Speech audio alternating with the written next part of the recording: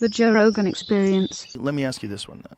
What do you think about all this, the Pentagon saying that there's crafts that are coming from another world? That's New World Order. What do you think that is, though? Getting people to believe in the fake alien invasion. So what do those things are these people keep saying? It's probably, who knows? The Nazis were scaring their people with UFOs. They made UFOs, and they were scaring people. It's like look at the timeline. The Nazis were trying to develop some kind of an actual flying saucer, and right? they were scaring people, and they were using look, we're going to save you. Look, UFOs. They were scaring them. The government's going to save you from the UFOs, right? So 1946, World War II's over. 1946-47, Operation Paperclip. That's when we took a bunch of Nazis, and Russia took a bunch of Nazis, and so 1947, Roswell. Right there. Roswell was the beginning of the UFO craze. Right after Roswell, all these comic books, Mars Attacks, in the 50s, all these shitty-ass space movies and alien movies. There was Star Trek came, but Roswell kicked it off. That was the first one that kicked it off. So wow, that's 1947. That's right when we brought in all the Nazis. Who knows, man? Maybe them Nazis were like, dude, you guys aren't scaring your people with UFOs. You dumb motherfuckers, just get on it. Boom. So that Roswell, they just take some craft, and then they get the people that they interview probably think it was real. Dude, it was a crash. So you think it was an orchestrated crash just to freak people out? I think that so. Seems like a money talk. Oh, you cover it up and hide it? When anything too expensive? When is anything too expensive for the government? But the official answer was never that it was a craft. The official answer was that it's a fucking weather balloon, and everybody believed that. They showed that. People that believe in UFOs, like myself and you, back in the day, I have a different view of UFOs now, but back then, we didn't care that they said, the fact that they said that, oh, it's just a weather balloon, we were like, oh, dude, you guys are bullshit, and you're trying to cover up the real shit. So they're playing 3D chess. Exactly. So that's what I think. So you think it's drones? I'm of the opinion. Drones, and you know how there was a little red laser point? You fuck with your cat with that shit? You go, it's incredible speeds. Yeah, but there's some stuff. Like the Commander David Fravor one is pretty impossible. For sure they're seeing stuff. I think Bob saw some shit. Yeah. I think they set him up. That's what I think. I think he's telling the truth, but they set him up. That's what they do. That's what William Cooper said. He was set up too. He worked for the Office of Naval Intelligence, setting up meetings, high-level meetings, and he said he thinks that he was setting up meetings and looking at documents going, oh shit, they're going to be discussing crash UFO shit and reverse engineering crash UFOs. So at first he believed it. Then eventually he realized, oh, they set him up. So they set him up so that he'll talk about it. He thinks they set up due to talk a lot big mouths that are drunks. That's what he thinks. They set them up and they fucking, and that's what he set believes. them big mouths that are drunks because they know they're going to give out the information. And they want them to talk. So they get in there. They let them see it. And they go, don't go in we'll be right back. Don't go in that room. We're going to go. And then they go in, they see like Philip Corso. Remember that guy? From the Pentagon back in the day when I was into all this shit, I would look, dude from the Pentagon is saying it. Of course it's got to be true. Dude, a Navy pilot is saying it. Of course, they're the most credible. You're but now looking back, I'm like, dude, now of course it's the dude in the Pentagon. Philip Corso said, he wrote a book the day after or something. He wrote a book about how he saw the bodies in the coffins. He saw the bodies. He goes, I was there, I saw the bodies. I mean, so either he really saw alien bodies, he walked in a room and they were in a casket and it was an open casket or something like that. Either he really saw that or he did see it and they weren't real or something and he was set up. Imagine they set him up. Fucking crazy diseases would come from an alien body. Can you imagine they would just have an alien body in a room and you could do an autopsy on it with one of those stupid masks on? Yeah. Can you imagine? Just stop and think of that. Because think about the Europeans that came to North America and killed 90% of the Native Americans with smallpox. Imagine what the fuck aliens have. Imagine what shit that is in there. If they're a biological creature, they probably exist like we do. We're filled with bacteria. We're filled there's more E. coli in your gut than have ever been people ever. We're filled with this stuff. Mm-hmm. Imagine what kind of crazy diseases some alien body would have. that you have no immunity to. No, and just ravages the population. Everyone's dead. And these guys just have these little stupid masks on. They're cutting into this alien.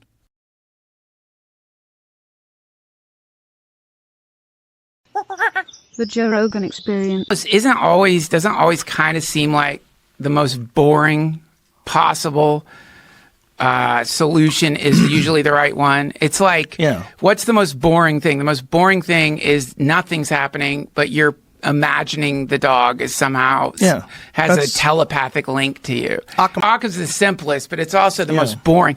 Like, you know, these crazy fucking UFOs. I'm sorry if you've talked about this a bunch on the podcast, but the UFOs that we're seeing, that the Navy is releasing these videos of these Tic Tacs zipping around, and it's Navy pilots.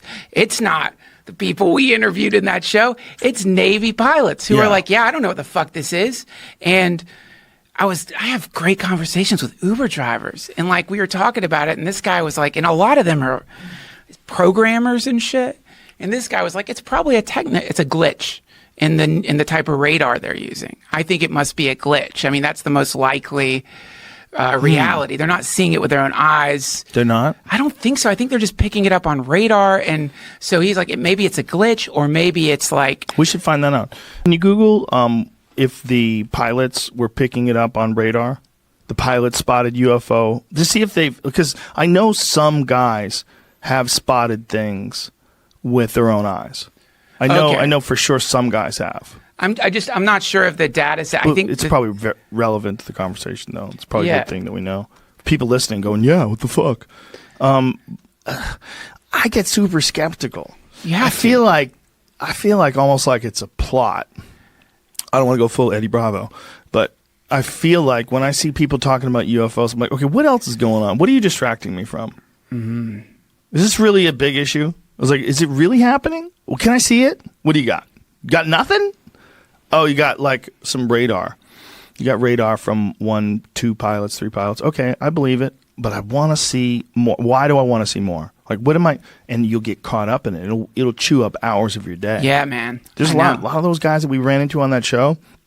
I felt bad for them because they didn't understand what had happened to them. They had gotten caught in this weird loop of looking for secrets and looking for mysteries to be solved and looking for hidden conspiracies, and they get caught in that. And some of that shit is real, which is part of the problem. Some of it you can come across, the Gulf of Tonkin and the Northwoods, Operation Northwoods. You can come across a bunch of them that are real and raw, and you can see how they put that together. You're like, what? You could see real crazy conspiring. Yeah. And then you can get lost and think it's everywhere. That's right. Yeah, well, I mean, this is like, dude, I was just... What is this, Jamie? Oh, according to Day, the AAVs, what does that mean? Is that the new UFO? How about you say UFO, you fucks? Come on, yeah. We really changed UFO. They have a little thing. We're AAVs. We don't refer to us as UFOs. These are my pronouns. Appeared at an altitude greater than 80,000 feet, far higher than commercial or military jets typically fly. Initially, the Princeton's radar team. It's a radar. Really high processing, Prince Story is what it's called. It's like a really high processing radar system or something. Why is it spelled Princeton? It is Princeton. It's just that apostrophe spot. Oh, okay. The radar team didn't believe what they were seeing, chalking up the anomalies to an equipment malfunction. But after they determined that everything was operating as it should, they began detecting instances which the AAVs, I want to know what the fuck that means, dropped with astounding speed to lower, busier airspace. Day approached the Princeton's commander about taking action. He said, I was chomping at the bit. I really wanted to intercept these things. What? Yeah. That's we have the fucking craziest country. Yeah. Like there's an alien, man. I want to chase it. I want to catch it by the tail. Motherfucker. I was catch it by the tail. Put it in a fucking anomalous aerial vehicles. Get the fuck out for it. Whoever invented that new name is an ass. He's an asshole. Give us a break. I was actually the one who decided to call them AAs. Oh, come on. Technically, it's not an unidentified flying object. You're not taking our fucking UFOs, man. I'm gonna fight that. What is it again? What is the exact phrase? Anomalous aerial vehicle. Anomalous aerial vehicle. It's an AAV. You're an asshole. Anomalous. It's an anomaly. I want to propose a new name for UFOs. Anonymous. $1 billion study. Two fighters were to intercept one of the strange objects. When they first arrived on the scene, the pilots didn't see any flying objects, but they did observe what the lead pilot, Commander David Fravor, later referred to as a disturbance in the ocean. The water was churning with white waves breaking over what looked like a large object just under the surface. Yeah. Then they noticed one of the objects flying about 50 feet above the water. Fravor, the commander of the elite Black Aces Squadron, this is a goddamn Nicolas Cage movie, who was a Top Gun program graduate with more than 16 years of flying experience, described it as about 40 feet long, shaped like a Tic Tac candy, with no obvious means of propulsion. It's white. It has no wings. It has no rotors. I go, holy shit, what is that? Dude, you know the guy, whoever the company is that makes Tic Tacs? They were like, yes, all of them Tic Tacs. It's free publicity. Totally. Tic Tac is the one sponsoring this whole deal. You think it is? Yeah, man. People are buying Tic Tacs right now. Listen to this. You just say Tic Tac enough. You're like, you remember those old subliminal things you used to do in movie theaters when you're watching a movie and it'd say, hungry, eat popcorn. Like every 50, 100th frame, they would stick like hungry, eat popcorn. They would put subliminal text on the screen. You'd be like, damn, I want some popcorn. If you just say Tic Tacs, people are buying Tic Tacs right now. Well, we do know that pilot's got great breath, right? I mean, that's a Tic Tac man. If the first time you see a UFO, the first thing that pops into your head is it looks like a mint. That's nuts. There had to be other ways to describe it. He's got stock tacs, bro, for sure. I Googled Tic Tac after he said that because I couldn't remember if they were square or if they were They look like I would expect a good UFO to look like. Yeah. Kind of boring. Yeah. Like super Apple-like. Like if Apple made a UFO. Yeah. It's like a pretty sleek. Yeah. But the going into the ocean part, that's the part I like the best because that kind of lines up with hollow Earth theory and maybe they're flying down. Yeah, in the center of the Earth. Of course, base in the Earth. Why wouldn't you have a base in the ocean? We never go there. Do you ever fly over? I was just in Hawaii. You fly over 5 hours of water. It's just water. Oh, yeah. Well, that's that Strava app thing. I feel like we've talked about literally everything. You know the Strava app? Okay, good. It's great, man. I love that I have to think I'm pretty sure we've talked about this. The heat maps, the Strava heat maps that seem to show people walking under the ocean and stuff. Walking? Yeah. We haven't? No. Oh, so yeah, because Strava, it's like I think it was Strava, right? It was like a way for you to track your steps. And some people apparently were in some bases in the Arctic or in the ocean walking around. And it showed up before they could turn that function off for top secret facilities, like the places they blur out on Google Maps. So do you think there's a military base under the water somewhere where submarines go? God, man, I want to think that, but I'm always... Like in that movie, The Meg? Yeah, I think it's probably a technical error, but fuck, maybe. I mean... I don't know. It's like the implication of these Tic Tacs and all of it, if you really want to the first, to me, the most obvious one, minus the churning water evidence, is that it's some kind of equipment malfunction. Well, it's also that they have an unlimited budget for black ops. Yeah. We don't know what that number is. That's right. We don't get to know. Yeah. Right? All that weird shit they do when they're making stealth bombers and all that Area 51 stuff. Yeah. How much money goes to that? What is the number? Let's Google this. How much does the U.S. spend on black ops? I was going to bring this up in the middle of what you guys are talking. There's a program here that was going on. The AATIP, Advanced Aerospace Threat Identification Program, was going on and had a budget. Just the AATIP. Yeah. I'm going to out of your money, but I'm just going to use the AATIP. $22 million is what their budget was in 2012, and this said that it doesn't go on, but apparently it does. Luis Elizondo says it was still operating, and he is part of. So they spent $2 million to see if the UFOs were a threat. A year. And then there's the To the Stars Academy. Yeah, that's Tom DeLonge stuff. Yeah. So some of it's still going on. Listen, I'm fucking rooting for it. I want it to be real. I would love it if it was real. The Joe Rogan Experience. Well, soon we're gonna have war in space, Rory. I don't know if you've been paying attention to the news. Some because of Elon Air Musk. Force guy was saying that we have to prepare for the possibility of war in space. That this is inevitable possibility, probably with drones. Well, let me ask you this: what was your take on that UFO thing? What is this? Space. This was a UK ad for a beer. It's all these astronauts in space. They're in space drinking beer. It's like Armageddon. Wait, there's British astronauts? Yeah. I had no idea. Belong beer. Wow. Belong beer. Yeah. Wow. That's cool. British astronauts. Remember that UFO thing that happened like 2 months ago? Which one? And they released, like the government was like, we have no idea what this object is, and you heard the pilot in the air like, what the fuck is that? Da, da, da. I don't feel like I've seen like that. came across that. Remember, like they're like the UFOs. It happened right after Tom DeLonge was on here. Oh, like, did we watch it? Did we watch the and video? And the government literally confirmed that what it is, and it's a UFO, and it's doing things in the, and then everyone just stopped talking about it. But wait a minute. Like, but that could be. I don't believe these things enough. I barely pay attention. They come my way, and this I was on off. like real sites, right? But what is the video? Can we see the video again? There it is. Let me see it again. Oh, see, stop. Hold on. This is now I remember. This has been debunked. You know who debunked it? What's his face? Mick West. Mick West from Metabunk.com. What they did was they changed the perspective from 1x to 2x. So when you're looking at something zoomed in, things move faster. Your sight picture is much quicker. When you're at normal, your sight picture is slower. So like as you zoom in, everything looks faster. Yeah. So when the thing moved out of frame so fast, it was because it had been zoomed in on, not because it took off at some insane rate of speed. In other words, the pilot was just fucking with the government?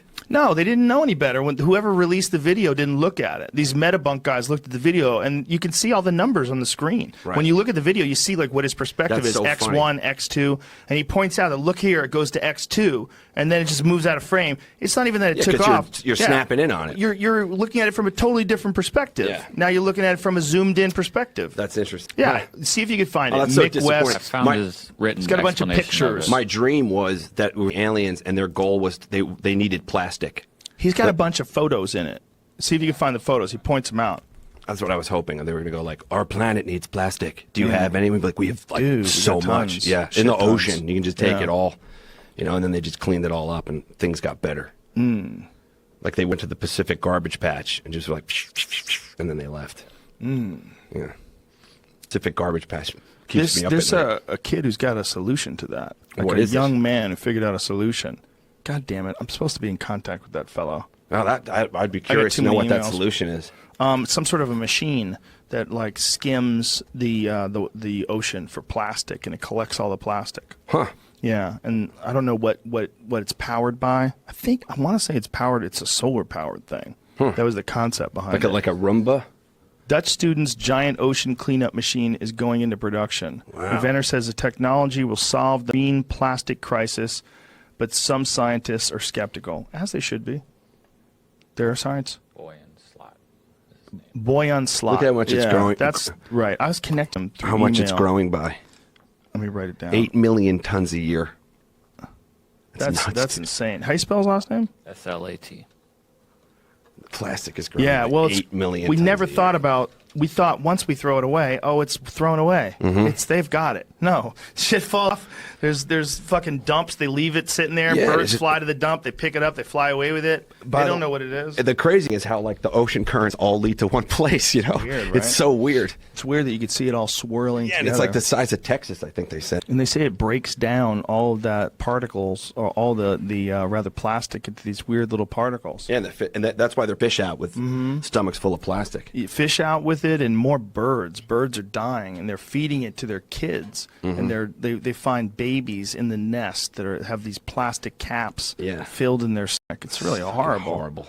Have you seen that? There's the balloon. To the stars. Party balloon. That's what they saw. Oh yeah. Is that really what they saw? That's what this says. Stop it's on his website.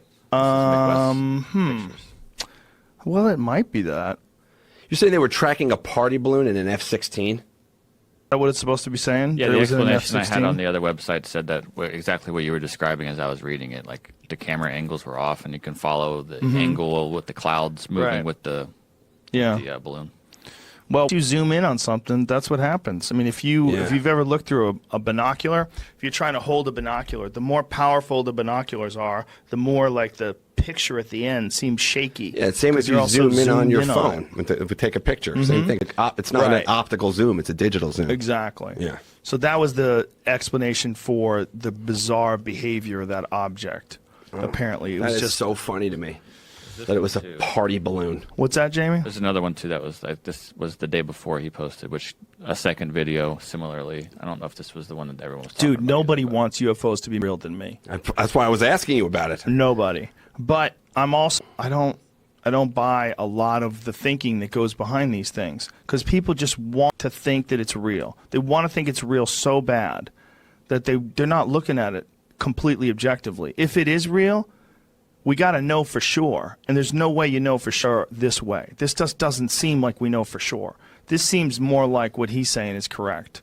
If you see the perspective shift and you see the way the moves shift. But this is what we were talking about earlier about like the government and conspiracy. Like that's a perfect example. The government's like, we have no idea what this is, and we're confirming it was a UFO. And then guys who aren't in the government are like, yeah, it's a fucking balloon, dude. Jamie, scroll back down. What does it say there? This little animation. It says the flare around the much closer engines rotate independently of the rotation of the plane. What does that mean? I'm not sure I get this. I think we're halfway in the middle of this page. Yeah. The problem. They're explaining something in a long, infrared. drawn out. Yeah. See, there's a lot to be horseshit, and people see the video footage and they think, "Oh my God, it's a UFO." Oh no, it turns out it's a oil thing that's on fire in the distance. Like, there's a lot of weird things that you see in these like real blurry infrared scans or whatever that is, night vision scans. Yeah. I want to see some real shit where you look at it and you go, okay, yeah, definitive that's a proof. fucking UFO. Yeah. Like, what is that? But is that real? And if someone says that there's no way they're going to fake that, then I'm curious. But right now, I just think too many people want it to be real. Yeah, but for so the Pentagon, bad. the Pentagon sat on that for like 10 years and then released it. And no one in the Pentagon figured it out until like it got out into the private sector online, and some dude's like, yeah, it's a balloon, and you zoomed in on it, you fucking idiots. Look, it says 2x.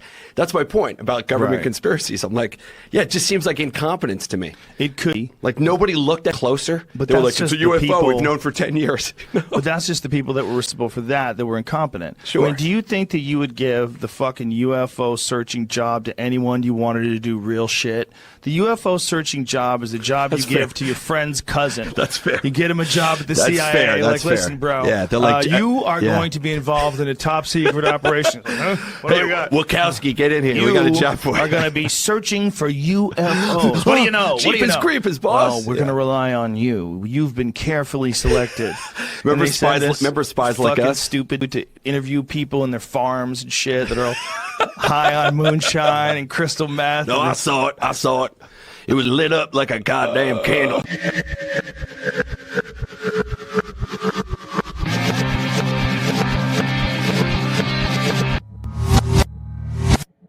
I got home from the Comedy Store at like 2, and then I watched some goofy. I've been on this UFO documentary kick.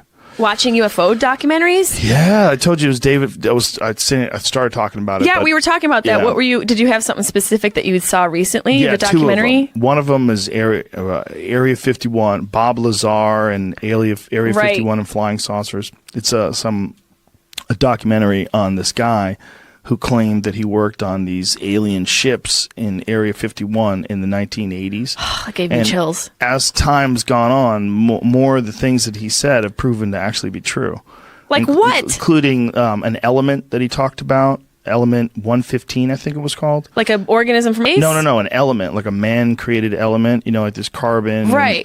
There's an element that they created that he talked about way before it was ever publicized. And he talked about this thing, and then it turned out to be true. He talked about these, there's these hand monitors that you would put your hand on this thing, and these lines, these metal lines would detect the distances in the bones of your fingers, the exact distances, and everyone is different. It's like a signature thing. And that they could find out if it was you or not you that was trying to go through. So the way they would scan people, the bioscan, would literally measure the bones in their fingers. And people said that was horseshit. Wild. He talked about this in the 1980s. People said it was horseshit, but then later on turned out, no, they did have that in Los Alamos. They did have that in Area 51, and that this technology was very, very advanced. Very, not just very advanced, but very not. It was not well known at all. Like, very few people did. And this guy who was creator of this documentary, it was very difficult for them to get photos of this hand scanner. But this hand scanner did exist and existed exactly as this guy described it. In the 80s, I mean, that's super progressive for that time. There's also even people for now. that did approve his top secret clearance to get to this place. They know that he actually worked there.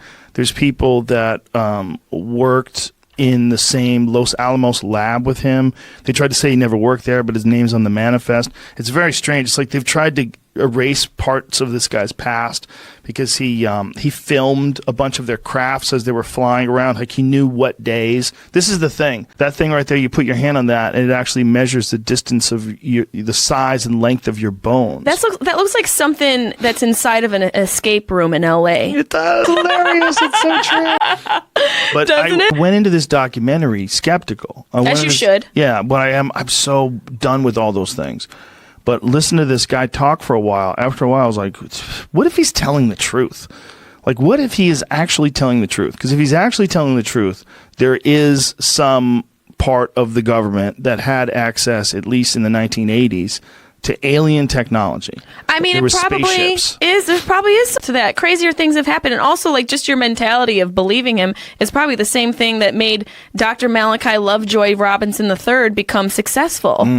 Con art? Yeah. I mean, either there's validity of what he's saying in this documentary, which I can't wait to watch, or he's just really great at painting a picture. Some people are so good at convincing you That's true. of truths. True. There's, people with like borderline personality disorder and every sort of spectrum in between there. They become really good manipulators. That is true. However, usually they do that in more than one avenue. Absolutely. And this guy's not doing that. Yeah, so if it's just a documentary, then... Yeah, it hasn't varied his story. Like, I mean, he might have, like, changed the way he says things in terms of, like, the words he chooses, but the actual story is exactly the same as he was telling a long time ago. Is this a self-produced documentary, or is there a production involved? No, production company. See, that's where it's like, okay, there's probably some validity to this. But this guy around for a long time. I remember reading about him and watching videos about him, 20 years ago. I mean, don't you think you're somebody who, you said, and I know this about you, you love space. You're obsessed with that, the idea of what we are in the solar system and beyond. Like, how impossible is it to think that there could be a creature that could breach our atmosphere with some advanced technology and be able to just sort of chill, scoot around, scoots, magoots, check us out, and fucking peace out back up to wherever they're from. I don't think that's how they would do it, but yeah, I know what you're saying. Exactly. They scoots, magoots. Yeah, they just kind of cruise around, they're looking at us. Well, he had an interesting little analogy. reconnaissance. He said if you brought a atomic engine to these people that live in the Victorian era and said, "Hey, this is a nuclear power plant. Like, here, check this out." They would fuck with it. They'd wind up getting sick from radiation. They'd wind up dying. No one would understand what it was or how it worked. They would never figure it out. Right. He goes, "Why would we assume that this is only from that one time with this one device? Why wouldn't we assume that there'd be some other technology that maybe we'll create someday in the future?" I'm paraphrasing him very poorly. Yes, it's okay. Or someone You're else a scientist. from another planet would create that we wouldn't understand at all. And he said, and that's what we were dealing with when we were trying to back engineer the propulsion systems that these things use. They use some gravity-based propulsion system. And it was something that would manipulate gravity in front of it. It's very, look, I'm too stupid to know the science of it. I don't know if he's like, if you were You're a scientist. You're supposed to know these things. Not yet. I have to get my degree. Joseph I need to Rogan. get a degree so I can call myself a doctor. I just want to get an honorary one like Cosby had. What?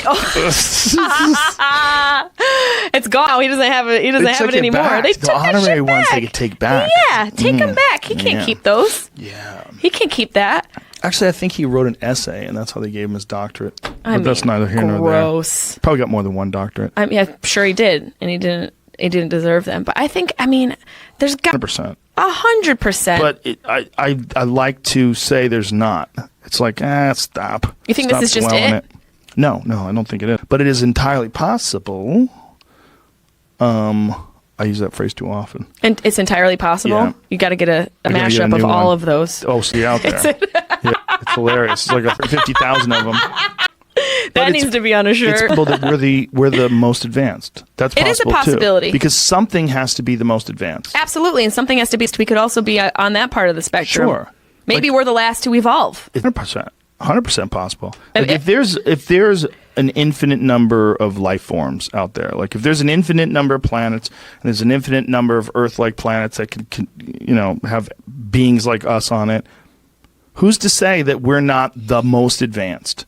Maybe they're all like people from the 1820s. Yeah, they're still caught up to chiseling shit. They're still stone and chisels. But I'm talking like old shit. They don't even have pens and papers yet. Like the orangutan that was fishing with a spear. Exactly. There's just a bunch of advanced orangutans that are like, putting hieroglyphics in caves. It's possible. It is very possible. It's totally possible. But because we're just basing it off of our own experience and perception of what we have been exposed to. No idea. The other really interesting scenario is that they're time travelers. Ooh.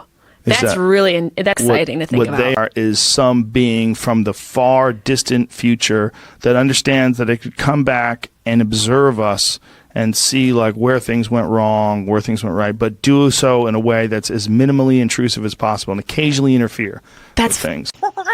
The Joe Rogan Experience. If aliens are real, I'm not 100% convinced. I'm probably like 90% convinced. But if they are real, I leave in the room for bullshit. It's like... Jamie, get a picture of your shirt. Show everybody the shirt you're wearing why we're talking about that. It's a UFO. It says, can they see it? Believe that. That shirt.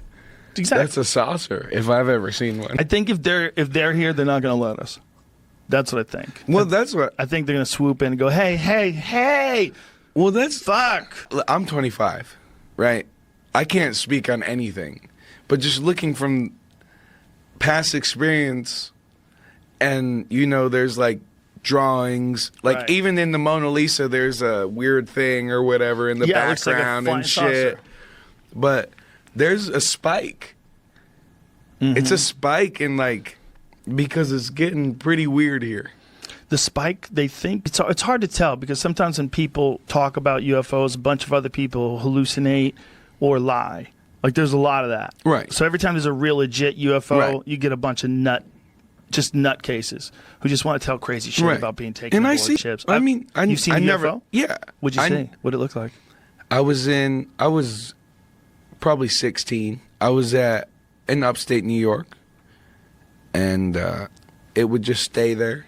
So let me precursor this. My aunt and uncle were very strict, and we had to go to bed at a very strict deadline, probably 10 p.m. And I was looking out the window with my cousin, and it's just a light that just stays there and then just fucking goes off. I mean, it just, you can't explain it. Well, you're 17 at the time? 16?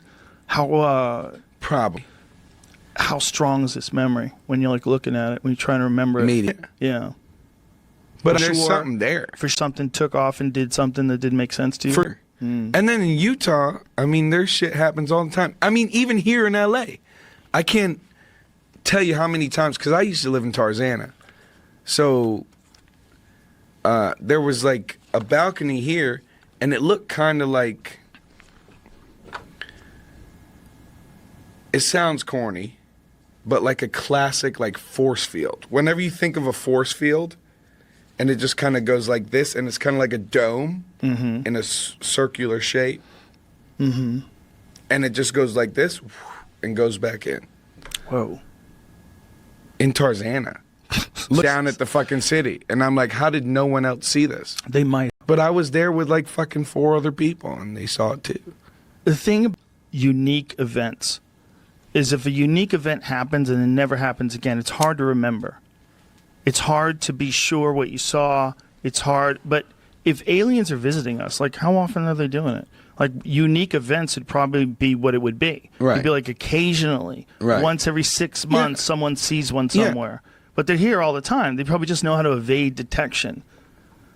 I mean, if something can travel here from another planet, it's going to be able to know when they're being watched and when they're not being watched. That's not going to be hard. That's why you got to wonder if it's like intentional.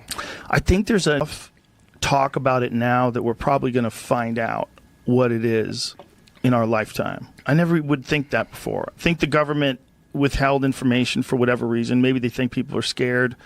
Maybe they think it's a threat to the national security, to have a bunch of people worried that aliens are flying around us all the time. There's nothing we can do about it.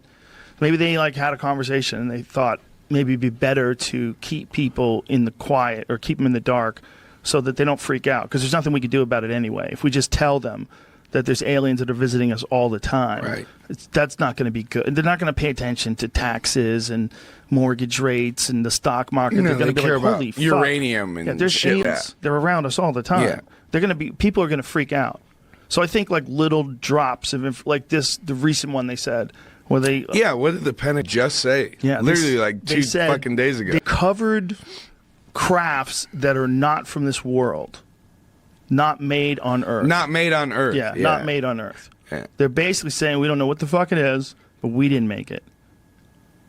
That's bananas. And I think that's going to lead to more and more information coming out about it, where we're going to try to get a sense of understanding. How long have they known this?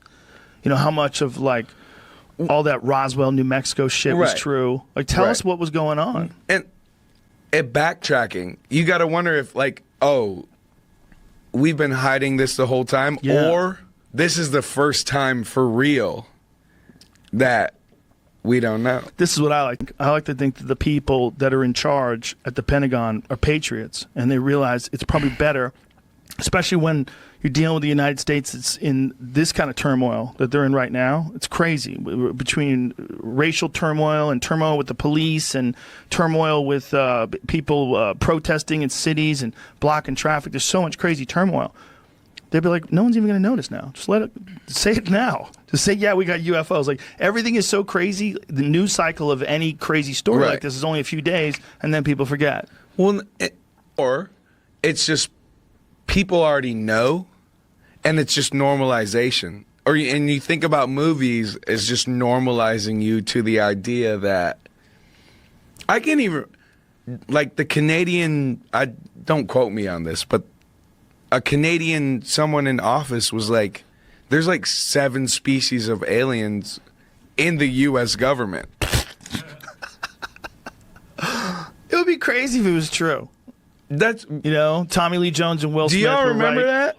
All along. Yeah, check that out. Please fact check that for me. Is he a loony person, though? I have no idea. See, people can get elected and still be crazy. That's a problem. For certain. That's a problem.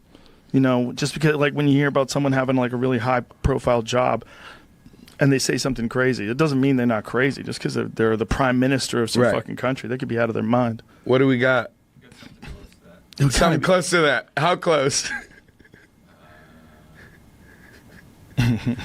Canada's former defense minister claims that aliens are real. Apparently, there's a humanoid-esque race of aliens called the Tall Whites living among us.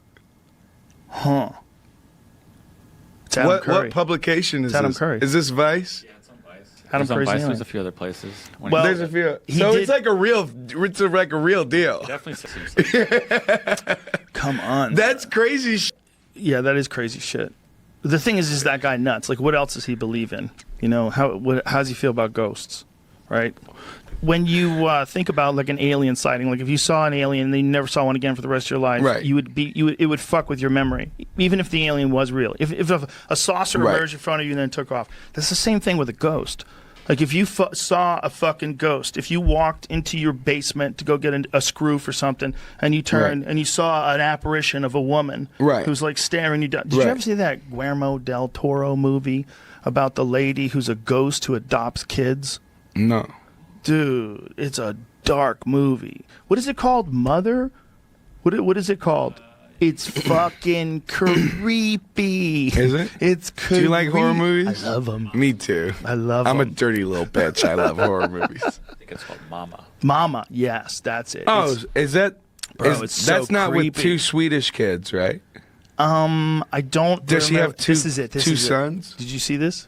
No. She has 2 kids. No, I haven't seen that. She's well, I don't want to give it away. I don't want to give this away, but it's crazy. She finds these kids in the woods and raises them. She's a ghost, and it's a fucking terrifying movie. She's a ghost. Wait, yes. And so is that people a spoiler? adopt the kids. They find the kids. I can't tell you anymore. I can't Spoiler tell you anymore. alert. I can't tell you anymore. No, you know she's a ghost from the very beginning of the movie. Okay, good. Yeah, this is can't- terrifying. Dude, it's fucking horrifying. It's a terrifying movie. Well, you get the best of both, right? You get a creepy, like, mom style, and then you get Yes. creepy kids, which You are, get like, both. You get a double kid. terrifying. What movie I I'm can't say thinking anymore of? without spoiler alert in it. I think it might be called, so it's two kids. It might be Swedish or, like, Norwegian or something. Is it the And- vampire movie? No, There's but there's a vampire movie, a foreign vampire movie. Is it Let the One In? I think it is, or is that the American version of it? Let the Right One In is a scary movie. That's a scary movie, right? Yeah. That's a vampire movie about vampire kids, right? Yeah. Yeah. See, the thing about a ghost is if you saw one and if they're just real every now and then, you saw one and it was right in front of you, you're in the woods, Right. you're going to walk your dog and you see some old man with no legs floating in front of you. That's the one. Good Night, Mommy. Is what Yeah. Oh, Good Night, Mommy. What's this one about? Same, I don't know. Same kind of deal? Oh, Jesus Christ. Spoiler alert. Oh, Jesus Christ. Save that for later. Did you see that? Yeah. I missed it. Some scary lady in the corner. that motherfucker out. That's Okay. a good one. I'm scared. But you see him in the woods, Yeah. please. Yeah, if you saw some apparition in the woods and then you never saw it again for the rest of your life, it doesn't mean it wasn't real. Right. It just means it's really rare that happens. Like, that's a thing about a unique event. Like, imagine if you're an ant your whole fucking life. Right. All you've ever known is this anthill. Everybody's chilling, working every day, chopping up leaves, going out and getting popcorn or whatever shit it finds. And then one day some comes along like Post and just stomps the fuck out of that anthill. Sure. Till that moment, all that thing has ever known was that anthill. Never even knew that it was possible for something to, because it's been alive for a couple of weeks. And during that couple of weeks, no one's ever stomped on the anthill. But then it happens. And then you realize that there's no pattern to these things. Anything can happen. Like, if you're a person, aliens can land. They can land on the White House lawn tomorrow and take over the world. And there's nothing we can do about it. Like, that could be our new normal.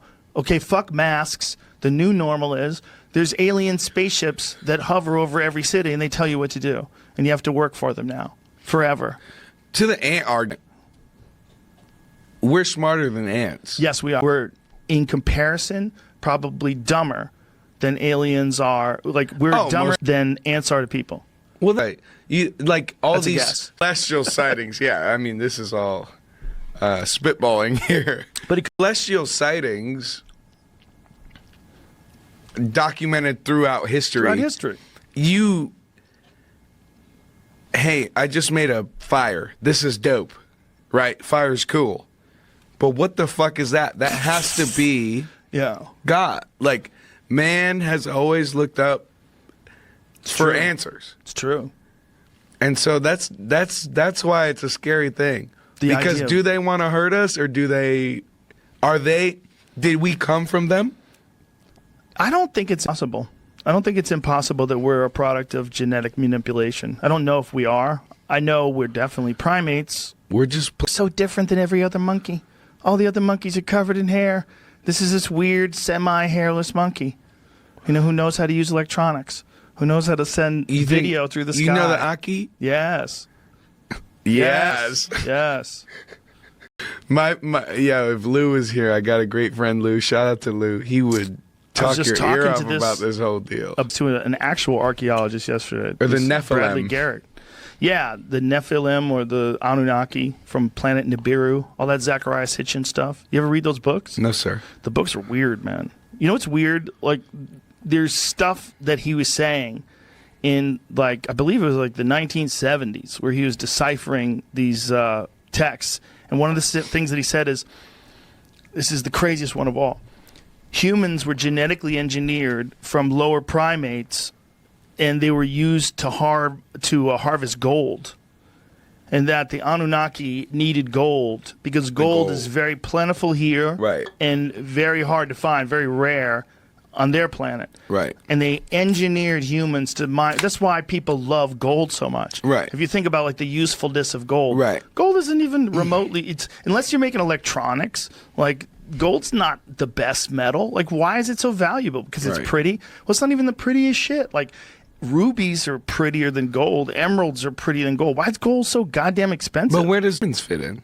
Question. Probably just someone tricked a chick into thinking it was good. I was reading about, like, yeah, that's what, it's like one movie, she had a diamond and then popped off. Let me finish the one because this is where it gets weird.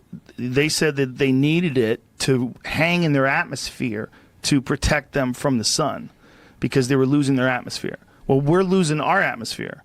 And one of the things that scientists have suggested is hanging reflective particles above the Earth, like putting them in orbit, all like a reflective dust in orbit, so that it would mute out some of the effects of the sun. So what they suggested, what he was saying in 1978, is what they suggested in like 2018. Right. So when they're talking about how to fix some of the global warming issues, they were literally saying some of the stuff that was in this book that he was reading. He's deciphering these ancient Sumerian texts from 6,000 years ago. No shit. I don't know. I was about I don't know to if ask his interpretation. He is just a guy who's a linguist who studies these ancient languages and reinterprets them, but it's very highly in dispute. That's the problem. Like you or I, we're not going to figure it out. We're not going to know who's right. It's too complicated. Right. But there's a website called sitchiniswrong.com, and if you go there, it refutes all of his. I don't know who's right or who's wrong, but it's interesting to see the argument. But again, whatever the fuck was going on back then, 6,000 years ago, whatever was going on, they were writing about some wacky shit. Right. You know, they were. And is the shrooms, or is that? Is it contact? Yeah. It's not impossible. We could have easily been contacted by some other life form that's similar to us, but that's a million years advanced. We could have been contacted all throughout history. Right. Yeah. 60, whatever the fuck it was, all you would have is a drawing and a story. Imagine that. Famous people. Who the fuck knows? But now, if you look at the last 200 years, it has accelerated like a motherfucker. And there's so much, like, 200 years ago, people would look at the Bronco or anything like that and be like, what the fuck? Yeah, what is that? It happened so quick. It's so quick right now. I mean, that SpaceX thing, they've already figured out how to get something to fly into the sky and then bring it back and land it. Yeah. We're in a weird fucking time. And if the aliens come right now, it's probably the best time to come. We're going to be the most relaxed about it. No one's been able to work for 6 months. I feel like everybody's, People are scared to shake hands. What are you going to do? Everyone's terrified. Are you going to high? Or are you to the aliens? Are you going to grab your bow? Oh, high for sure. I'm not stupid. Come here for I'm not kicking anybody's disintegration. Ass. Yeah, I'm not even interested in kicking someone's ass from another dimension. I just want to say hi. Tell me what's up. Tell me actually. I want to have an podcast. Can you imagine? I call Tyler up. 3 foot tall, 40-pound dude with a giant bulbous head and like antenna-like fingers, and he's explaining how they traverse space and time instantaneously. No. Can you imagine? They're making sounds, and you interpret those sounds no matter what language you're in all over the world. You instantaneously interpret what they're saying. Well, it'd be through your brain. You wouldn't be able to hear them. Yeah, they would do it through a podcast. They'd be sounds they make. They would do it through. What is this sound? And why understand what he's saying? They would hit you with some sound that's so complex you would understand exactly what they're saying, even though you don't know the language. And everybody would be like, "What in the fuck is going on?" Oh my God, there's an alien on the JRE, and that's what it would be. Me talking to some alien. They better give you some more God money. I think that's the least of our problems when the aliens come. That shit is going to be wiped off. Well, that's need gold. Yeah, we're gold miners again, folks. We're going to look for some sturdy person with a wide back. That's what's going to be valuable. Thank you. But I mean, good enough to mine gold? I don't know. You imagine if that's life in the future? They come down, they go, you got 2 choices. One, we eat you. 2, you mine gold for us. Why wouldn't they eat us? They'd be like, listen, you guys are just protein. You're assholes. They eat clouds. Yeah. Or like energy. They probably just eat energy. Yeah, maybe they exist in some sort of like a dude. They're probably not redundant even fucking material. Probably. They're probably just fucking ethereal. Well, maybe they figured out a way to make life. So maybe they figured out a way how to make life where you can transfer your consciousness in some eternal mechanical thing.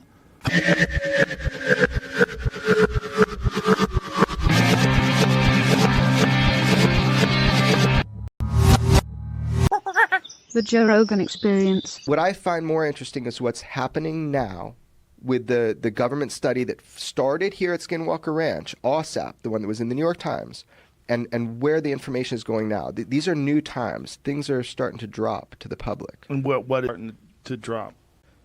Well, so the Skinwalker story, lack of physical evidence though there may be, comes to the attention of the Defense Intelligence Agency. This guy, this scientist who sees it, he goes to Bigelow, they go visit the property, he looks around, he has an experience. He's not there 15 or 20 minutes and something appears inside a house that only he can see. He doesn't say anything about it. He goes back to Washington, meets with Harry Reid in a skiff in the Capitol and 2 other U.S. senators. He presents them the proposal for a study of UFOs and related phenomena, not just like ATIP, looking at flying saucers that encounter U.S. military, but something more expansive. They put out a contract. Bigelow bids on it, creates an organization called BASS, again, puts together a team of experts, 50 or 60 employees, and they start studying it. They go around the world. They interact with other governments. They get their files. They send out teams to hotspots to try to figure it out, looking at whether there are connections between what we'd call flying saucers, possible aliens, and all these other different phenomena. The program goes on for a couple of years, and somebody yanks the funding. And get this, the reason that the DIA suddenly became worried about all this weirdness that was being reported at Skinwalker and elsewhere is because they thought it was demonic. And they thought, if this comes out that we're studying this weird phenomena, A, it's going to end up on the front page of the New York Times, which it did, and B, we might be invoking Satan in here. These were fundamentalist Christians in the Pentagon who pulled the money because they thought it was the devil. Making that up. That's hilarious. And the program it now continues. They keep reporting that it stopped. It hasn't stopped. The U.S. military has been studying UFOs since the beginning in every branch of our military. They continue to do so. And now every time they get caught in a lie, so it is continuing. Tell them about it. It is continuing. OSAP's money was taken away, but the ATIP program, which is what Lou Elizondo headed up, that looked just at military UFO encounters, continued. Pentagon says it was ended. It did not.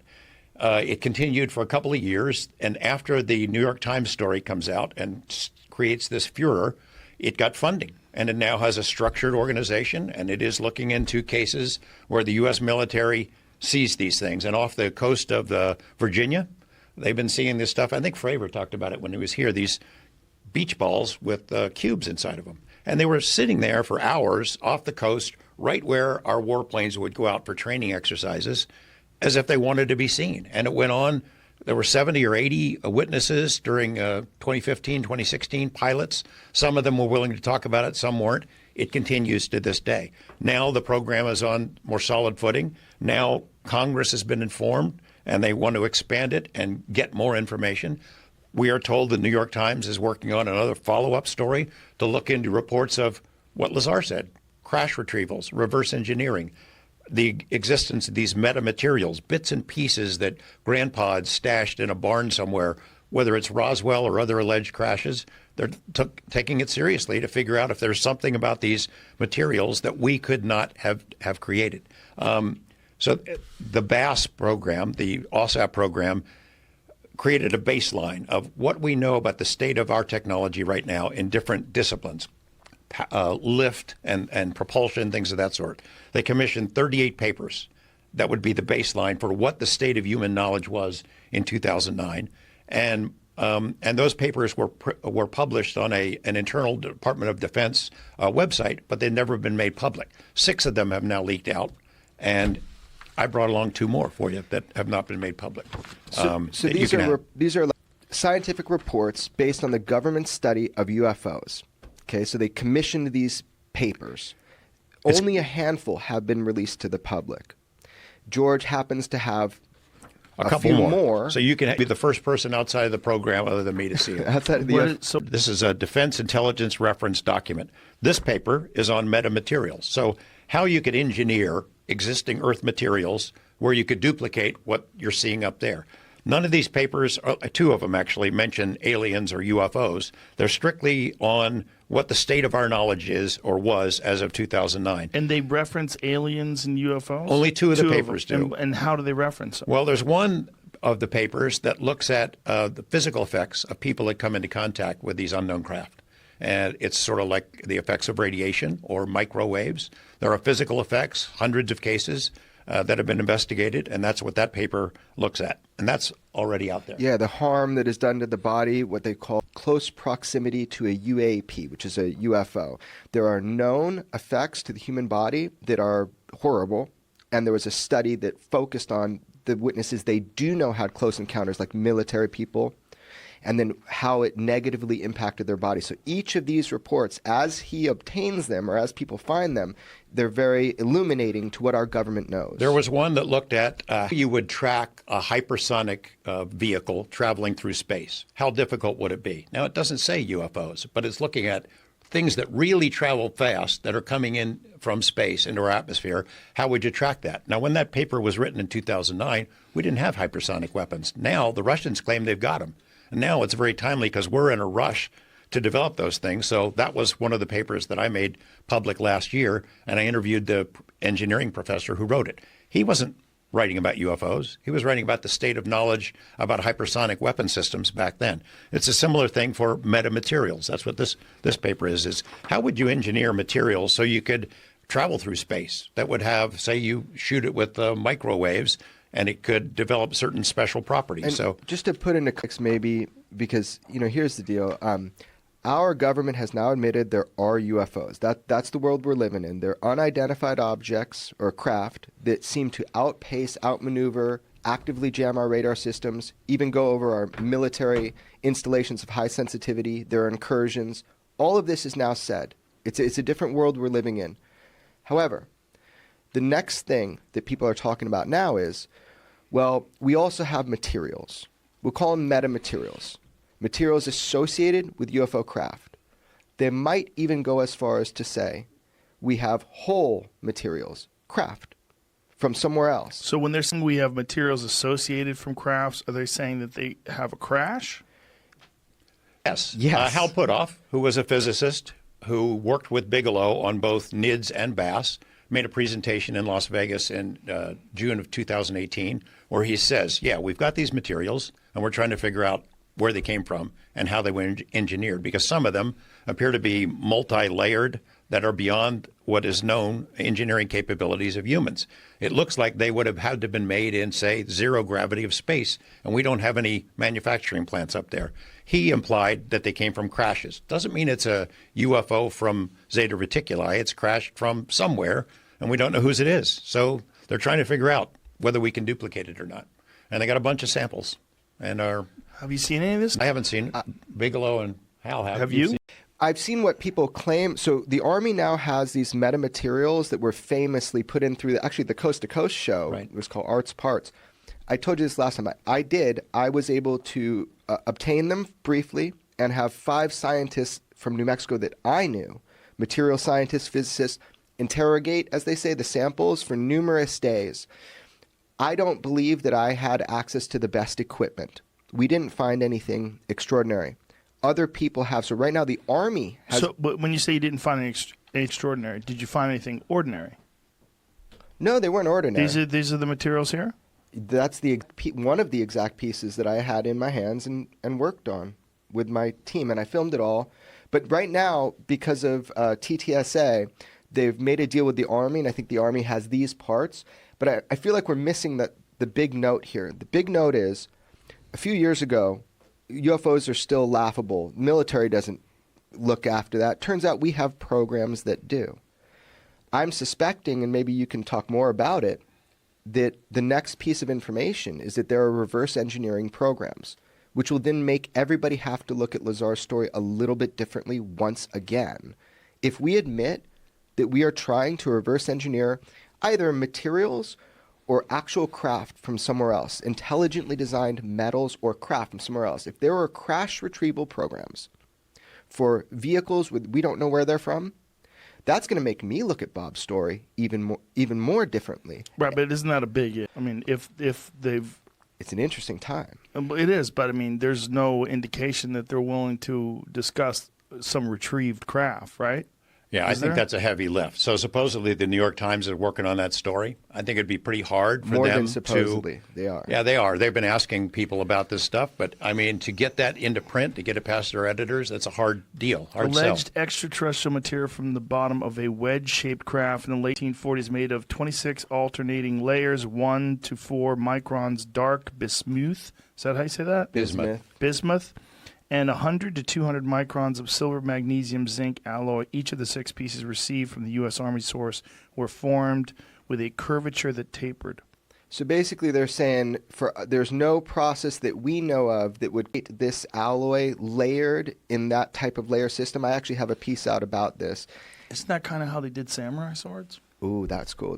I'm not sure that this is alien of any kind, but it is of unknown origin. And well, Jacques Vallée has like 20, as I said last, Jacques Vallée, he's got like 27 samples of things associated with crash retrieval. Mm-hmm. So if anybody has an archive of this stuff that's being scientifically interrogated right now, and his studies do show isotopic ratios that are not from this earth, so he's confident with his research. My big point... He's confident with his research of what? Well, you'd have to talk. You should talk with Jacques, but he right. But what is it of that you can say that he has alloys that came from UFO crashes or runoff. Has anybody independently analyzed those? Yeah, he's got a whole. Yeah, he's got a presenting. He says whole people. Well, how comes in like public knowledge? Why isn't this in the New York Times? You got to talk with Jacques, whether you have him as a guest or not. You should talk with him. How old is Jacques now? He's getting up there because he's in his 80s. Yeah. I think.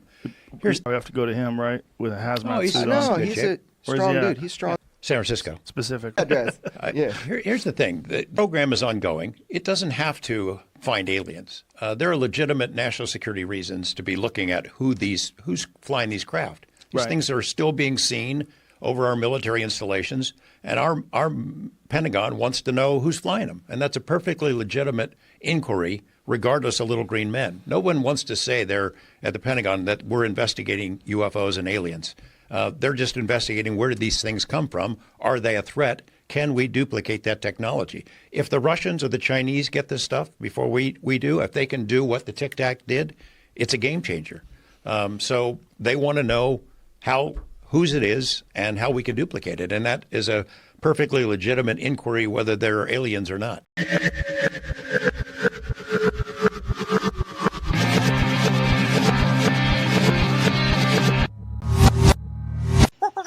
The Joe Rogan Experience. Now, when you came back, and what do you do with this information? Do you report it? Do you talk to people about it? Mm-hmm. The typical process, anytime we fly, everything gets debriefed. So because it was a 2-seat airplane, usually the junior person in the jet goes down. So I was the boss, so I wasn't going down there. So we have a thing called CVIC, which is the Carrier Intel Center. So they go down. We always take our tapes because we record stuff when we're fighting. They take it down, and it's really to exercise the system when we're in training so that when we actually get over to, in this case, we were going over to the Persian Gulf, anything that we do comes in and gets debriefed, and then it all gets sent off. That's how you get the CNN video and all that. So they go down and they debrief, and they have to tell, hey, we chased this object. We don't know what it is, and of course, everyone now is going to make jokes because we know we're going to catch shit because that's how the Navy works, Right. And I told him, I remember telling the guy in my back seat, I said, dude, we're going to catch maximum shit for this. And he goes, yes, sir. I'll show you the comics. I have them on my phone. We do. The airplane comes out. So we know it's going to come down. So he goes in, they debrief this. Both crews go in. And of course, everyone at Intel thinks this is hilarious. So the flight, Chad comes in with his tapes, when he lands. And here's the thing. Oh, VFA 41. Haha, you guys see any UFOs out there? And he pulls out that tape and drops it on the counter. He goes, yeah, it's on here. So they're like, oh, shit. So they copy it. They play it, and there's it looks like a rack system. They put the 8 mil in. It gets copied to a hard drive. And then they they archive it. So you go, okay, so they got this video. And then, the ship, this spreads, if you have a rumor on the ship, 5,000 people are going to know about it within probably 30 minutes. I mean, it spreads that. It's like a virus. So the whole ship now knows that we chased this. I guarantee the whole Princeton knew this stuff was going on. And it goes all the way up. The admiral knows about it. The captain of the ship knew about it. And then all the movies, because they play movies for us on the ship, and they run like a 12-hour loop. So, of course, the movie selection is Men in Black 2, Signs, Independence Day, and we know we're going to be on the airplane comic because there's always a comic. So you do something stupid or like this, then you're going to be on the comic. I'll show you the comics here in a little bit. Okay. They're pretty funny. So that went on for 2 days, but, we're in the middle of workups. I got a squadron to run, so it's like, there was... After about the first day and a half, it really died down. And then there's always that closet people that you don't think that are really like UFO buffs. And, we had one of the Marines would always come and he'd sit down. Hey, Skipper, can I sit with you? I go, you want to talk about the UFO? He goes, yeah, I can't get it out of my mind. And then we would just sit there and talk about it.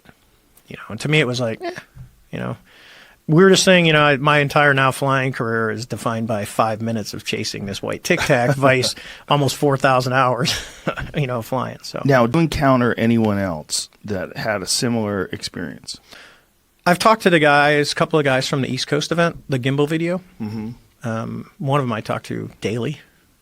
He's a pretty good friend of mine. Totally different now. Keep in mind, ours is 2004. The gimbal video is 2015.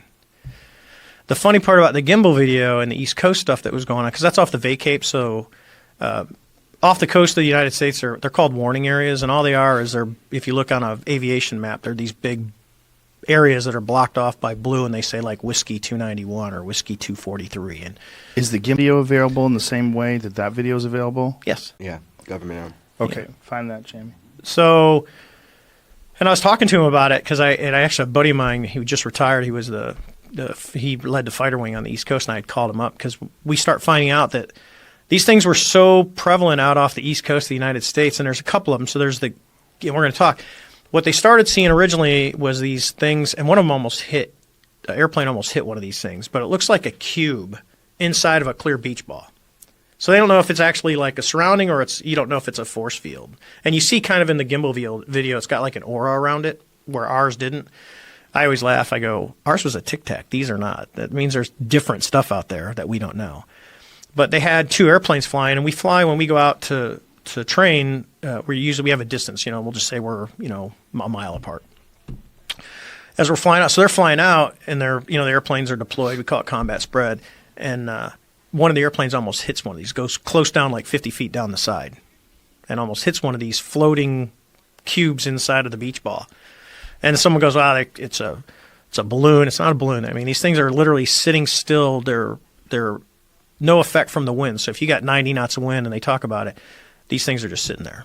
So 60 or 70 people had seen it because the radars, the newer radar in the Super Hornets is extremely, extremely capable. Okay.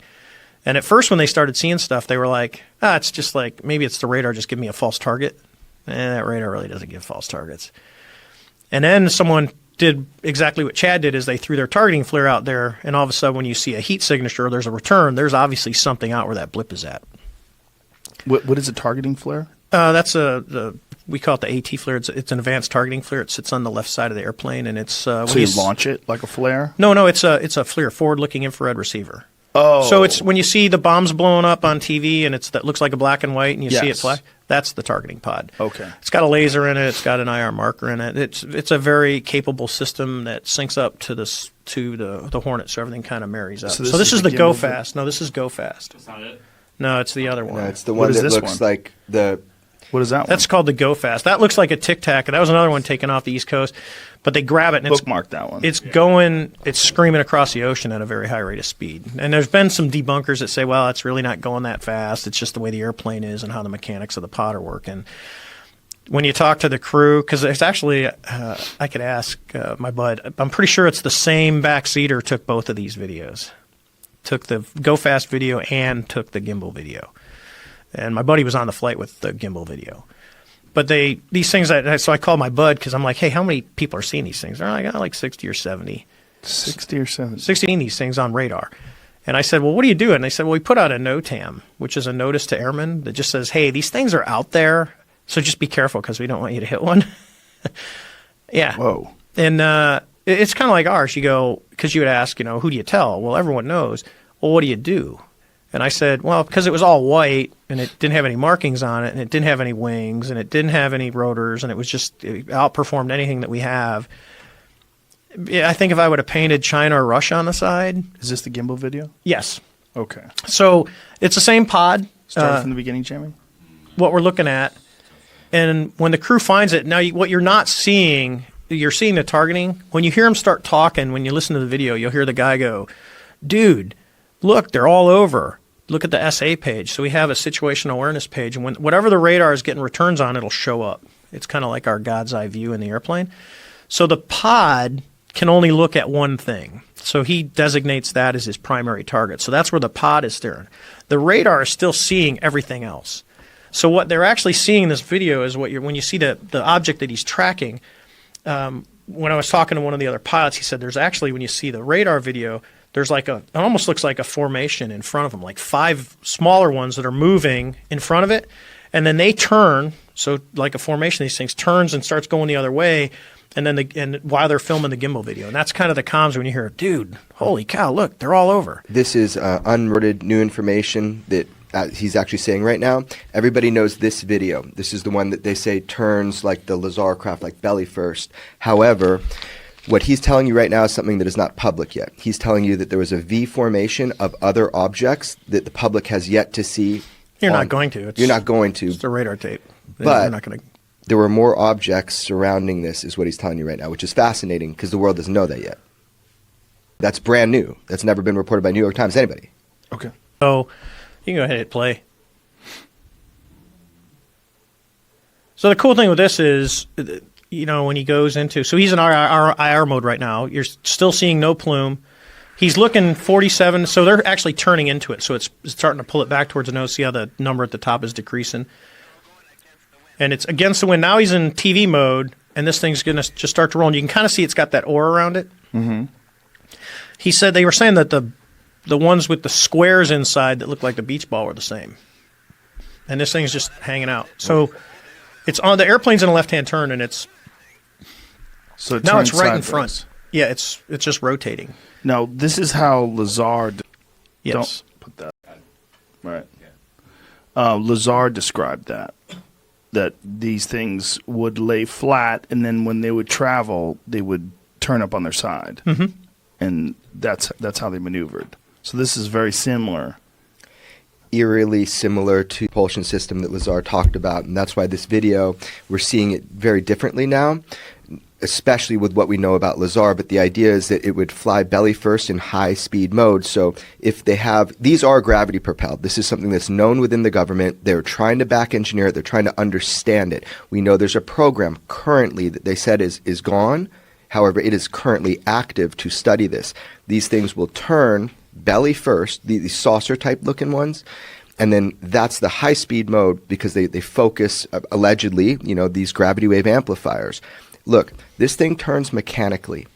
There, again, no typical form of propulsion, as an expert is telling you. This is not a glitch. This is seen by multiple radars, multiple people. Commander Fravor was so close to it. This is something that is not aerodynamic, and it could move in ways and fashions. When he's underplaying it, when we first talked, the idea of this thing going, bup, bup, bup, bup, bup, bup, it's instantaneous acceleration back and forth. There's no slowing down, no turning, like a ping pong ball. He said to me, our first talk, ping pong ball in a glass. Nothing moves like that with traditional reactionary propulsion. Somebody has technology that we don't have in our inventory at all. So this is counterintuitive. It goes from being aerodynamic to being unaerodynamic when it goes sideways and then flies belly forward. That's correct. Well, it's not. It's if you talk, because I was just talking to the guy the other day, and he said the irony with this is these things would be out there for hours. We don't have, a high performance airplane does not have hours worth of gas. I mean, Hornets, if we don't have aerial refueling, and we're actually out doing a mission and fighting and going fast, you're talking hour and a half, and you're coming back to land. Some airplanes are even less, based on their size. So like an F-16 doesn't have external fuel tanks. It doesn't have a lot of gas. And the Soviet airplanes are the same way. The MiG-29 does not have a lot of gas. The Su-27, Su-30s have because a lot of gas. weight, because of its weight, performance, size of the airplane. So even our intercontinental bombers like B-2, they still take off and they air refuel. They keep topped off so they can get to range. That's how we extend things. You got something like this that's coming down. Just think of the physics. So I'll use my incident because that's the one I really know the best. Is you've got an object coming from above 80,000 feet. So I'll just tell you that 80,000, it's somewhere around 70 to 80,000 feet is where you can actually start to see the curvature of the Earth. So that's considered space. So they're coming from above that. They're coming straight down. They stop at around 20,000 feet. They hang out for 3 hours, and then they go straight back up. So, and I know you had Elon on the show. So SpaceX is really excited because they can launch a rocket and then they can have the booster come back to Earth and actually land on a pad. Very impressive engineering feat. Next to this technology, that's like a Model T next to a Porsche. I mean, it's like, wow, really? That's it? And you got something that can just at will move around. Now take it to the next level, and I know there's a lot of talk about this, so Dave's going to go into speculation mode. But when you take a shape like that, so just take the Tic Tac shape, which is shaped like a submarine.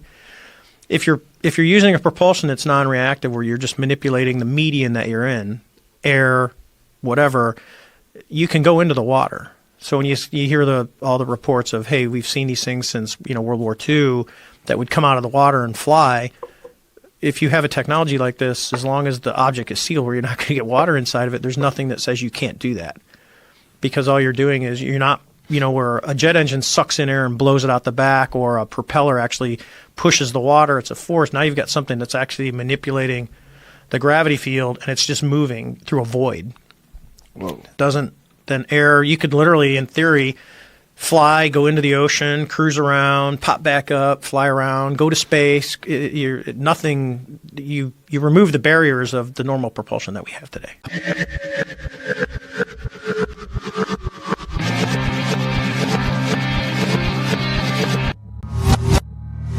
When I saw Gleason, Gleason was what I wanted to be. I just thought Jackie Gleason was just amazing, and I said, I want to be like that guy, because he was incredible. And people didn't realize he was a stand-up, I didn't know Gleason did stand-up. Oh, yeah. Really? 2-ton Tony Galenta was giving him shit. And the boxer. And Gleason heckled him, and Tony knocked him out. Jesus. Oh, yeah. He was incredible, because I met Art Connie. Jackie was obsessed with UFOs. Did you know that? Nah, but I kind of dig it too, man. There's a story. This guy told it to me. Some guy was a rock band dude. He told me the story, and I don't know if it's true. But the story was that Gleason was friends with Nixon, and Nixon said, "You want to see some shit?" And Nixon took him to Area 51. I don't think it was Area 51. I think it was Hangar 18, which is a Wright-Patterson Air Force Base, and I think it was outside of Columbus, Ohio, and they supposedly had some fucking crashed UFO there. And Gleason built a replica of it, or had a replica of it built in his fucking backyard in New York. Wow. They went to the Homestead Air Force Base outside of Miami, it says. Oh, okay. Wow. There you go. Yeah. Beautiful. Yeah. I got a bullshit version of it. Pull up the actual version. Where are you getting this from? I just Googled it. I mean, it's a rumored story, so I don't know if it's... Yeah, that's how I got it. I got it from a guy in a band. It might be bullshit, but he gave me some book on UFOs. He was telling me about this, but that Jackie Gleason apparently was obsessed with UFOs. Well, I believe there's got to be something out there. Yeah. I don't. We're it. I mean, that's it. No, right? I don't believe we're it. I did a lot of USO shows, and I've been around the world, and I was every time I've done. I was off the coast of Turkey someplace, and the commander of the base took me out for dinner afterwards, and I got him drunk. I got him pretty drunk. I was sober at the time. I got him pretty drunk, and I said, "Hey, man," he goes, "Let me ask you about Area 51." He goes, he got stone sober. He goes, "This conversation never happened," and he left, and I had to take a cab to find my way back to a nuke base that no one knows about. Jesus. Right. So then I'm at the dunes. This is how long ago that was, and I'm with these guys who are in the Air Force, and they said, "Man, we really like your show. We're fans of yours." But I got them drunk, and I said, "Hey, man, what about Area 51?" And they said, "Mr. Clark, good night," and they walked away. So now, me and Mike are golfing with these Blue Angels, and he goes, "You're going to ask him?" I go, "No." The second year, we golf with them again. I go, "All right, fellas, tell me about Area 51. They go, "Well," he goes, "I was flying a plane, and I had malfunction, and I had to land there.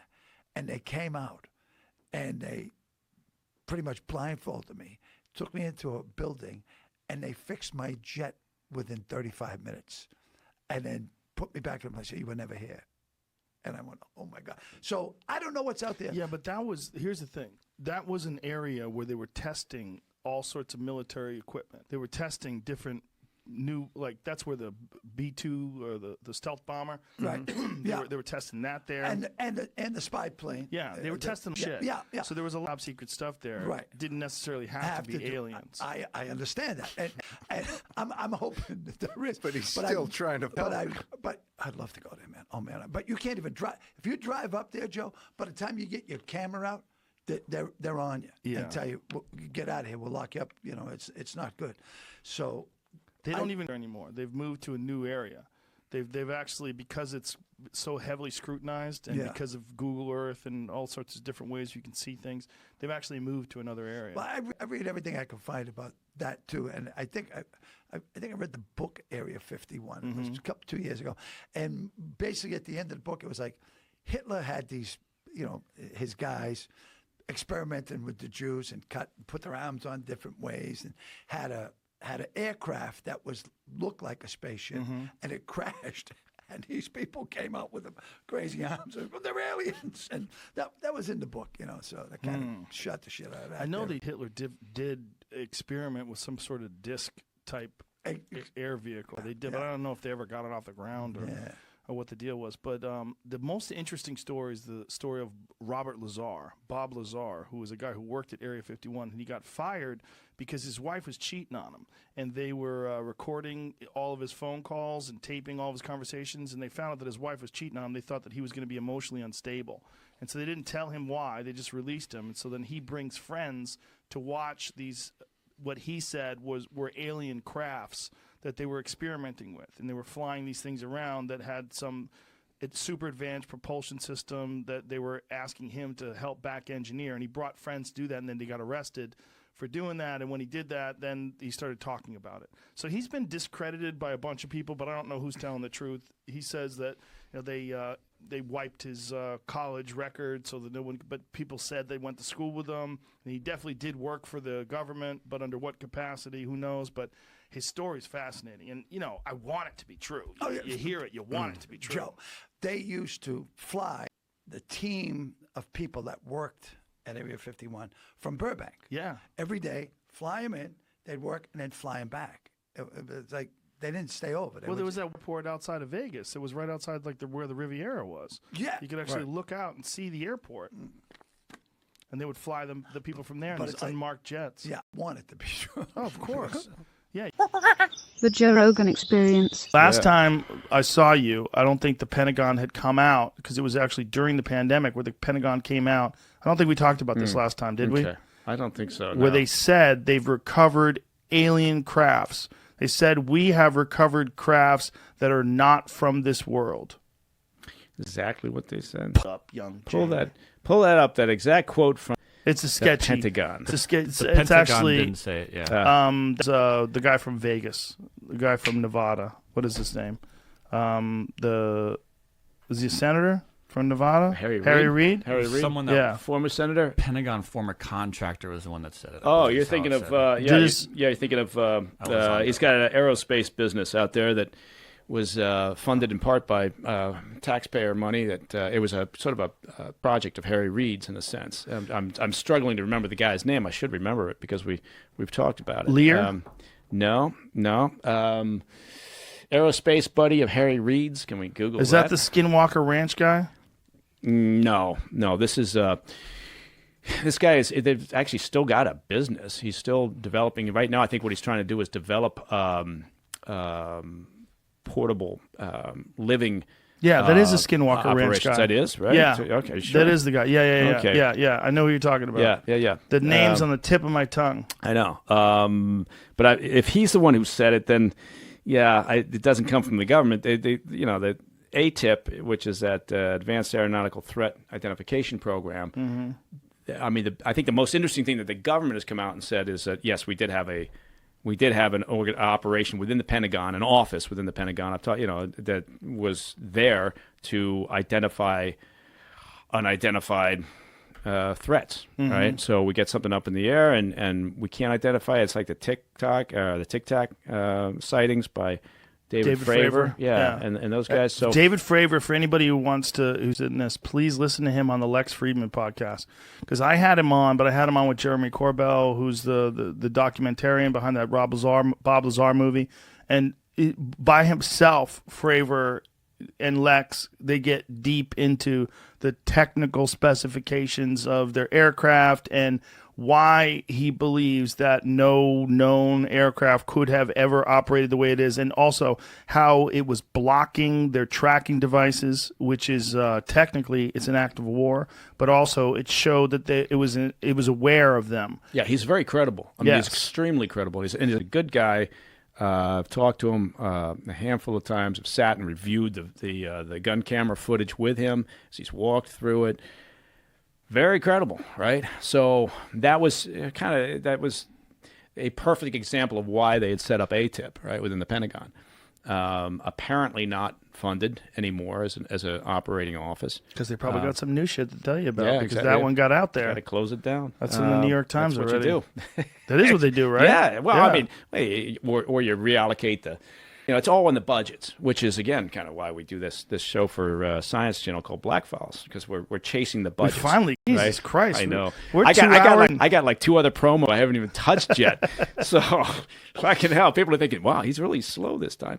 But yeah, if you follow the money, it's like an investigation, right? If not so much follow the money, but if you start pulling on those threads around budgets, or it's like with investigation and asset tracing, getting bank records is absolutely key if you can, legally get them during the course of an investigation. But with military operations, oftentimes those budgets for the most interesting projects and operational elements get buried into something else. Mm-hmm. Right? That's just the way it works, right? And so that's where you maintain secrecy. But that's it's so it's an exercise, and we don't obviously with Black Files we don't identify anything that's currently classified, because we'd all end up in the who's gal. But we're looking at some pretty interesting things, and it speaks to where programs are going currently, right? You look at some things in the recent past and you say, okay, this is where this new development is heading. And it's an interesting conversation too, because for people that don't like secrecy and they don't think we should have secrecy, for national security and for the development of things, like the stealth bomb or like a lot of other things that show that we have military superiority over our enemies, it's important to have secrecy. Oh, yeah, absolutely. You can't function as a secure and safe and lasting republic without it, right? There's just no way. Now, people will say, "Oh, we should have transparency around everything." No, you got to draw the line. You got to you want to not overdo it, right? So you want to. That's where I was going to get to. Right, but the overdo it part. But you've got to have the ability to protect sources and methods. You've got to have a sort of a need to know policy around certain things, right, within national security concerns and the intelligence community. But yeah, again, it can be used as a weapon. You can overdo it. But if you don't have security, you don't have the Manhattan Project. Right. No, absolutely. Yeah. We don't. I mean, you don't have many things. That you think about keep us safe. You think about. China. Look at this. Now I'm deep into the show, and I'm just now bashing China for their theft of economic intelligence. But you look at the effort that they make in terms of stealing our intellectual property and research and development. Right? I mean, the idea that you don't protect your most critical information, whether it's operationally important or whether it's just, again, R&D for development of materials, and that speaks to the strength of your economy and So yes, certain things have to be kept secret. But again, you can overclassify things, which tends to happen, right? You tend to just because you're trying to protect everything, right? So I'm just going to overclassify, and that also creates a problem then. So, trying to strike a balance, it's a human endeavor, so you never really get it right, I don't think. But this is where people feel like the line, when it comes to alien spacecrafts, and if the government knows and is aware of alien spacecrafts and alien technology, this is where the line of secrecy and being sworn to oath, where it crosses over into a need to know for the general public. Bob Lazar's story, the story about him working for S4. He was a physicist for Los Alamos Labs. That's been proven. He was on the employee list there. He also was listed in a newspaper article when he put a jet engine in a Honda. That he was a physicist at Los Alamos Labs, and he was a propulsion expert. Says he worked for Area S4, and says he was hired to back engineer UFOs, and says they never could figure out how these things worked, and that they were never going to because they really couldn't, because they were trying to keep everything secret. They couldn't share all this information with the general scientific community. And he's like, science doesn't work in these containment bubbles. You can't compartmentalize science and have only a few small propulsion experts sit around and try to figure this thing out, and then they fire and bring new guys in, and no one ever gets it. Right, which is what you use against. I mean, if I'm trying to pull information out of another nation, right? If I'm targeting intelligence from, they're developing some new ballistic missile system or whatever it is, propulsion system, then yes, I'm gonna play off of that desire on the part of engineers and scientists to have a collaborative community, right? And the Chinese do that very well, right? And particularly when they target Chinese Americans working here in the U.S. in potentially sensitive positions. This idea that we're all working together, and this is just what we should be doing. We've done.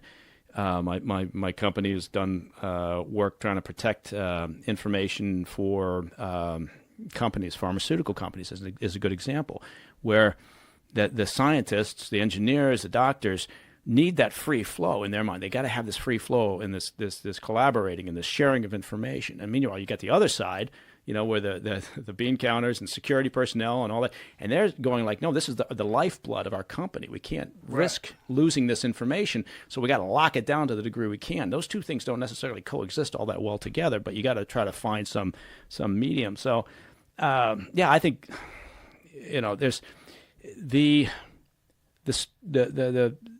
fact that the government came out and talked about ATIP, I thought it was a big step, right? That's a big deal for them, right? I mean, that they would discuss that. Do I think that they're hiding? Again, I don't take anything. I wouldn't take anything off the table, right? Frankly, because I don't know, right? So it would be stupid of me to say no. They definitely aren't holding on to some propulsion system that isn't of this world or whatever. If I don't know it, I can't say absolutely not. But wouldn't you want to know though? Oh, sure, yeah. But I mean, what do you do? I mean, grease a few palms. Is that it? Yeah. Get in there. Yeah. I want to see it. Yeah, I guess do that. I'd let it go right now. Listen. Yeah. I'll say a lot of shit that's not true. Just get me to the UFOs. Show me the UFOs, and I'll lie. Oh God! No, we're doing. It is. It's not true. Yeah, I'm lying. Now, don't tell me. No. I'm lying. Yeah. Because if you tell me, I'm telling everybody. He's telling everybody. It's a lie. Look, they know. Sure, they know that. They know that. They're writing it down right now. Whatever happens. But it's too bad. Episodes of the Joe Rogan Experience are now free on Spotify. That's right. They're free. From September 1st to December 1st, they're going to be available everywhere. But after December 1st, they will only be available on Spotify, but they will be free. That includes the video. The video will also be there. It'll also be free. That's all we're asking. Just go download Spotify. Much love. Bye-bye.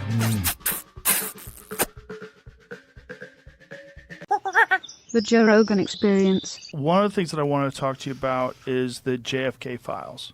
And one of the things that you said was that if they showed you what they showed me, this was your quote, you wouldn't want people to know it either. So I opened them up partially. I was met with, from good people. I mean, look, good people. People that were well-meaning. Mike Pompeo was one of them. He's a good person. They called me. They said, "Sir, would rather have you not." And I did open them. But I was asked by some people not to open them. There's a Martin Luther King file, too, by the way, that they'd like to see. I don't know if you know, but there is that. But JFK in particular. So they called me, a lot of good people called me, people that that you would find reasonable people. And they asked me not to do it. So I said, well, we'll close it for another time. But if I win, I'm going to open them up. I'm just going to open enough. Why didn't you open the first time? Because a lot of times, what was the hesitation? Though? Addresses people that are still living.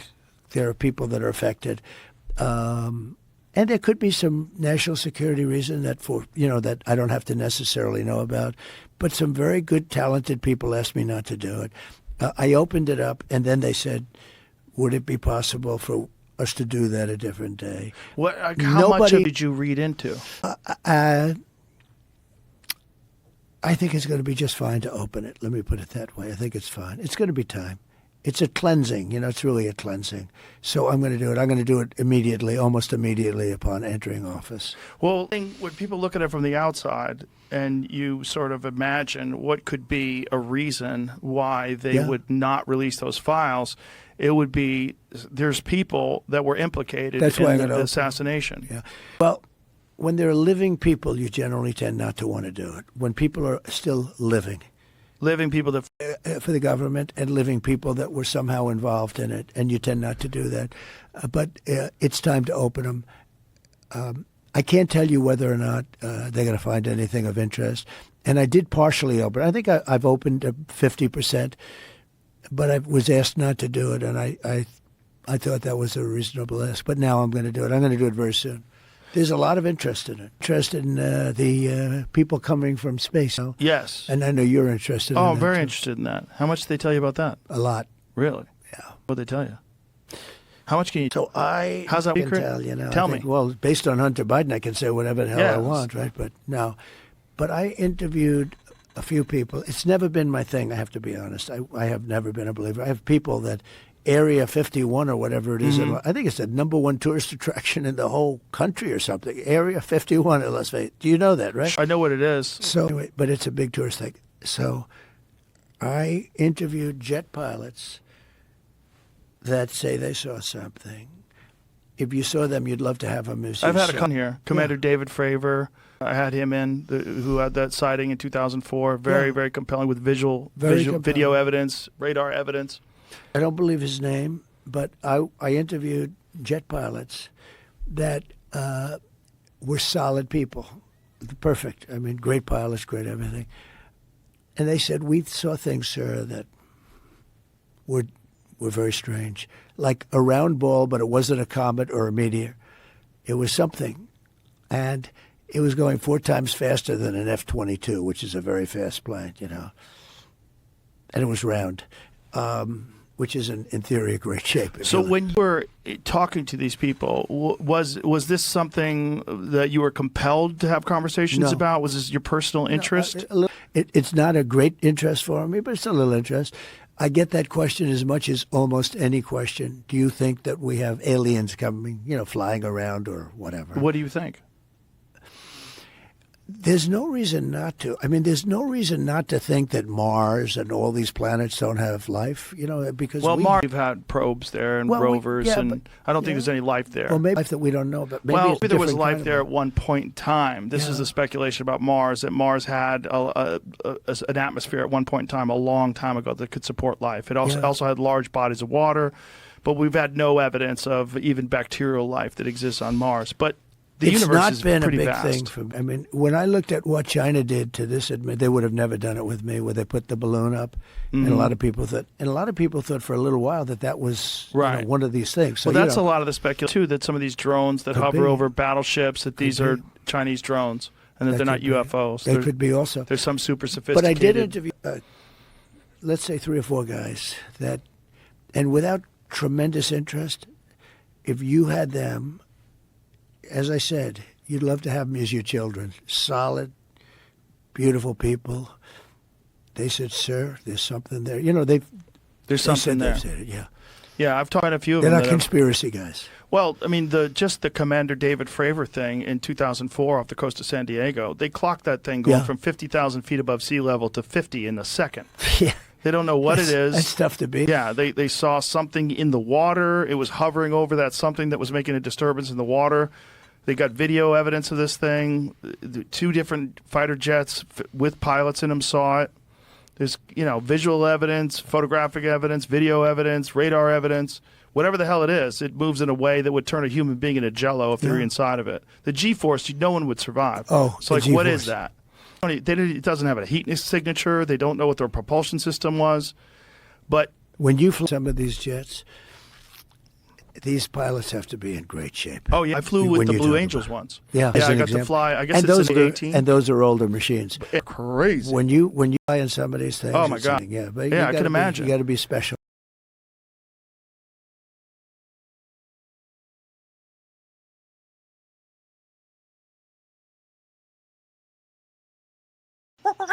The Joe Rogan Experience. Aykroyd's crazy into UFOs.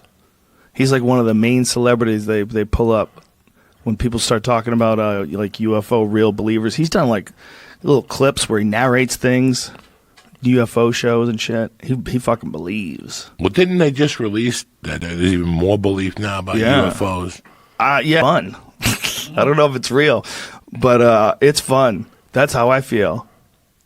Doug, I did a podcast with Jim Florentine, and I explained to Jim Florentine that what people don't know is that Hudson County, New Jersey, northern New Jersey, is the #1 place in the country where they have the most UFO sightings. Really? Northern New Jersey? Look it up, Jamie, if you get a minute, please, not to be rude. But isn't that like near a couple airports? No, it's closer to like, like when you live in New York City and you look at the Hudson River, they say that people go on their balcony, they're drinking coffee, they're talking on the phone, and they'll see a little flying saucer go by. Really? And I know for a fact that in 1976... A little one? Whatever the fuck they are. I know for a fact that in 1975 and 1976, you could check me out on this. A UFO landed in Hudson County Park. I was a kid, and the next day the feds locked off the park. They had yellow tape. They had samples. Go look it up, dog. There's a UFO. You see that's called, North Bergen is where I'm from. That's called, I forget what it's called, but it's a circular building. So they did so much coke in there in the 80s, they called it the grinder. That's what they called it, because it was shaped like the Stonehenge. The Stonehenge. I have a couple that lived there. People that lived in that building have seen UFOs for fucking years. And if you go to YouTube, there's an actual North Hudson Park UFO. Wow. They dug up, they came out to there's a liquor store.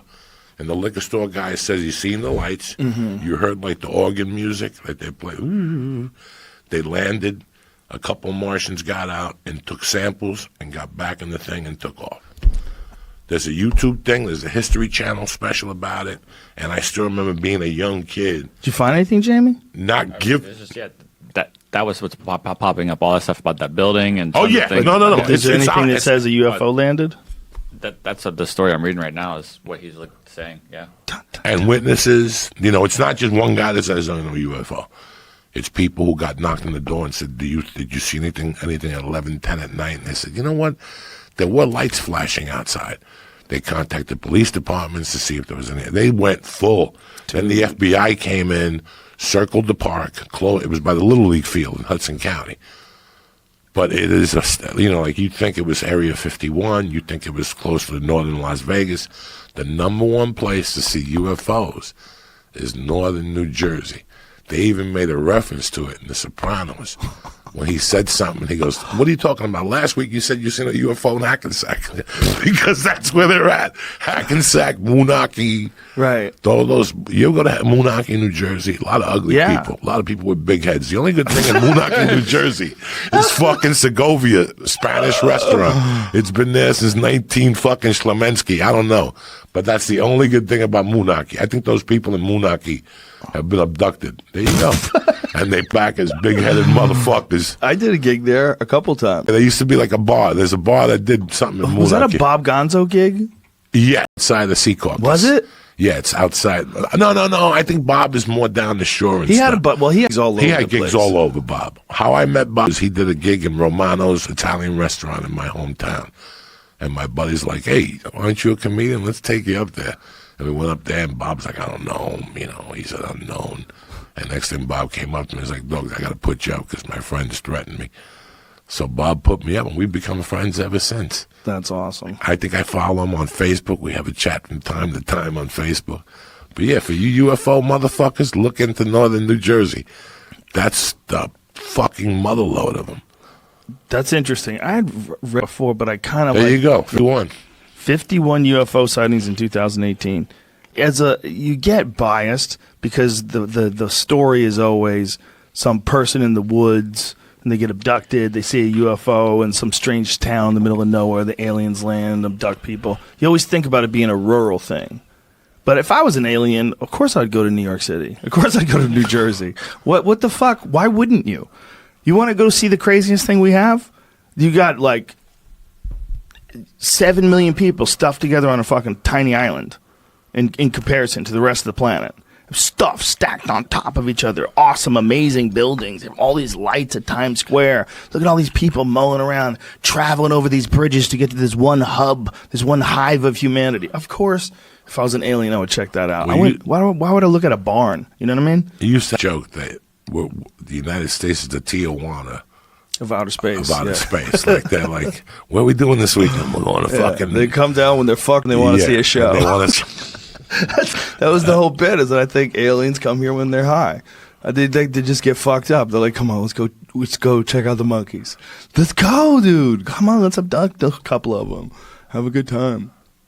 Let's go see the monkey people. I never saw a fucking UFO. But I want to. I never.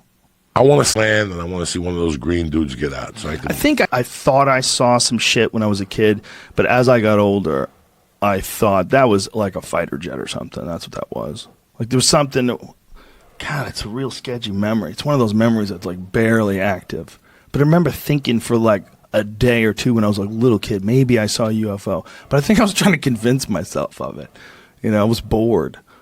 But I think it was a jet. I think it was something fast and unusual. Have you ever seen one of those stealth bombers? That looks like a fucking UFO. Have you ever seen one of those things in the sky?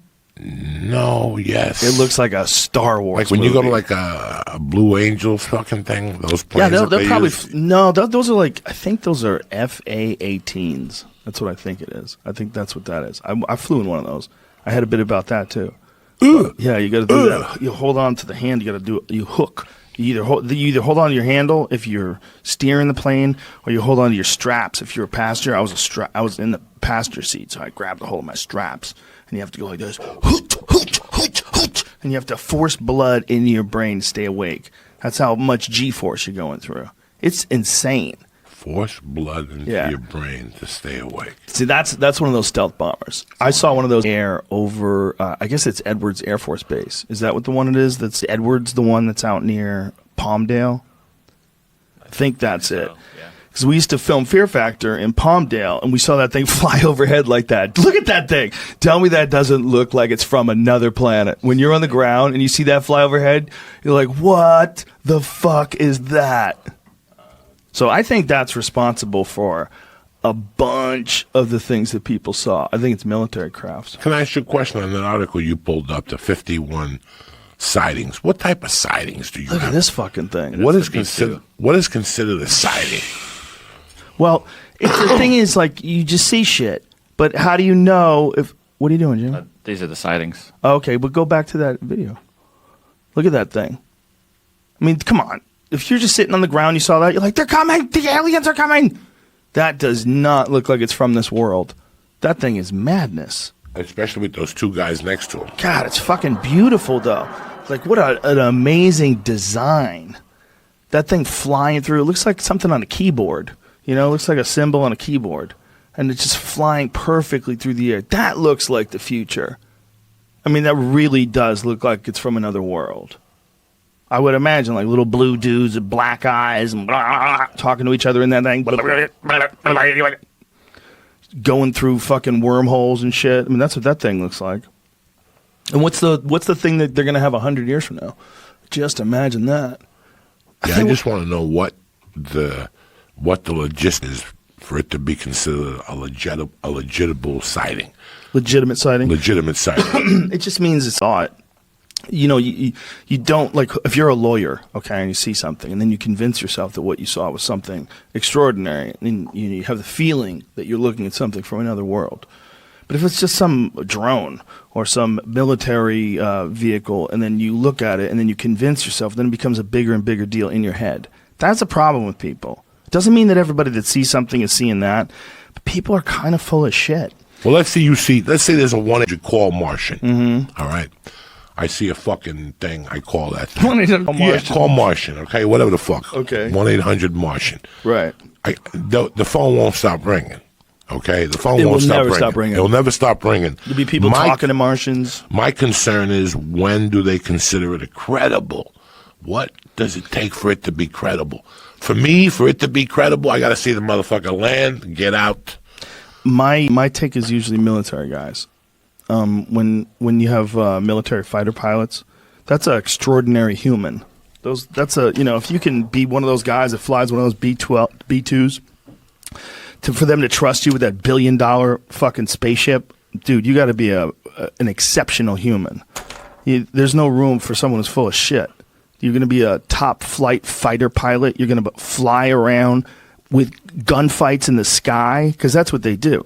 They have gunfights in the fucking sky. Those guys are exceptional human beings.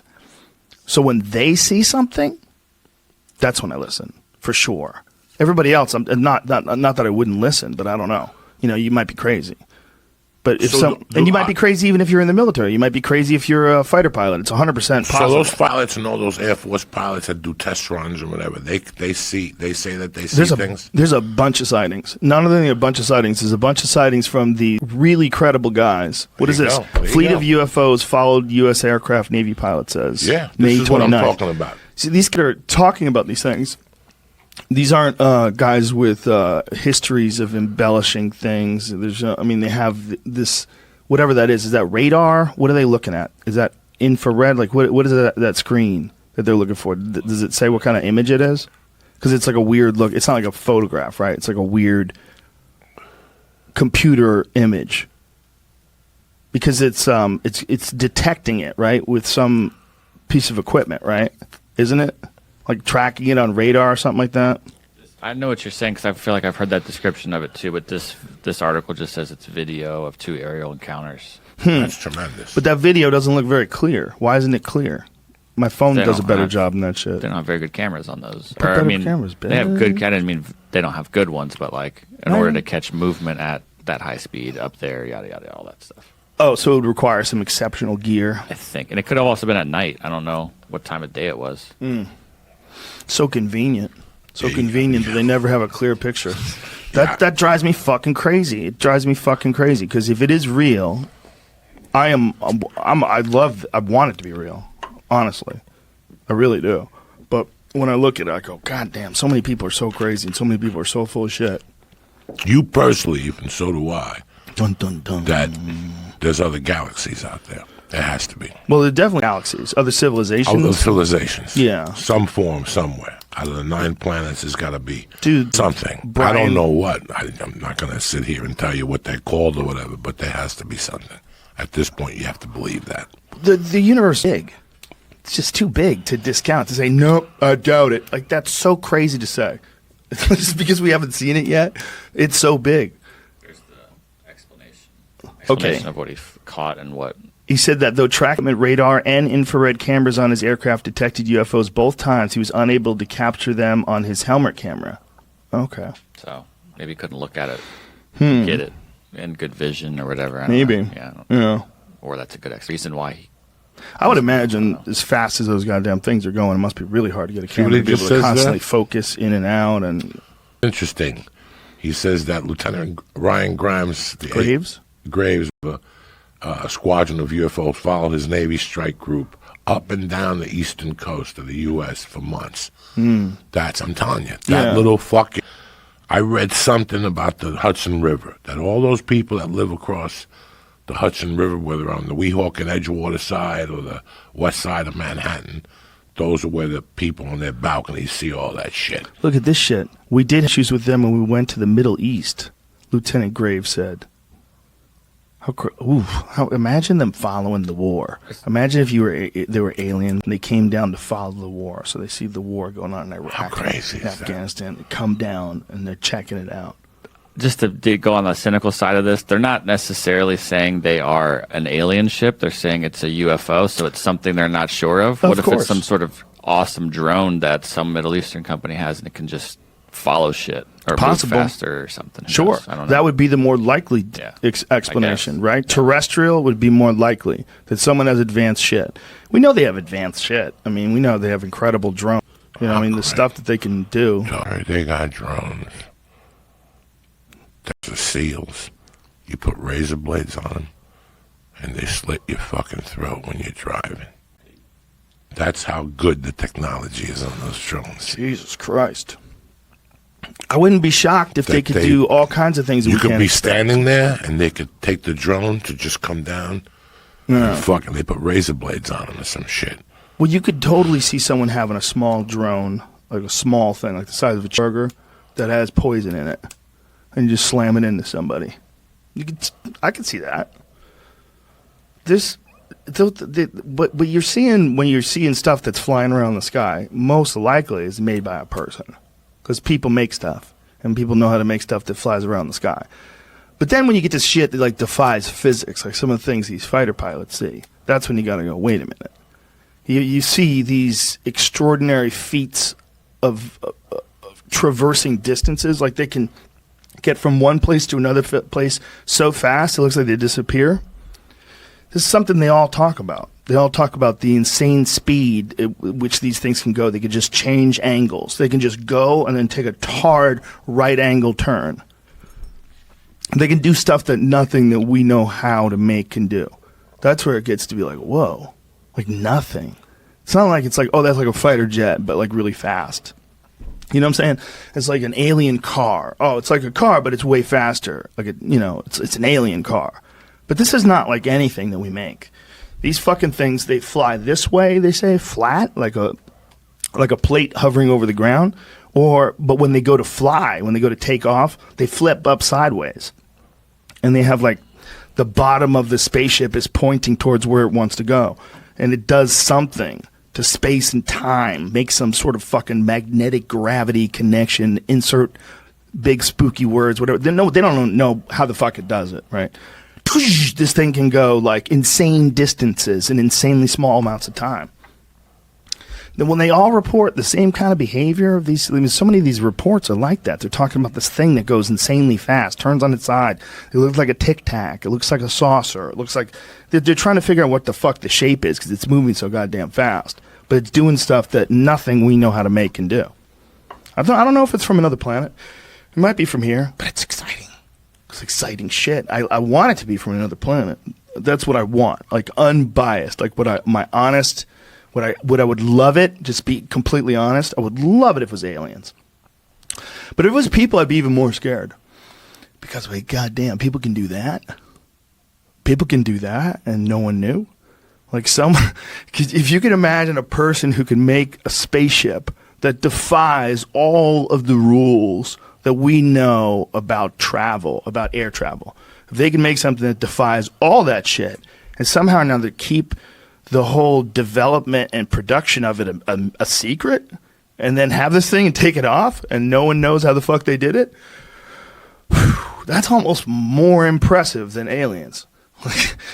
Because that's what these things are doing is so if these pilots are accurately reading what's happening and they're telling the truth, the thing that's remarkable is their stories are very consistent. There's a lot of very similar stories from different people that they make a living flying super fast warships.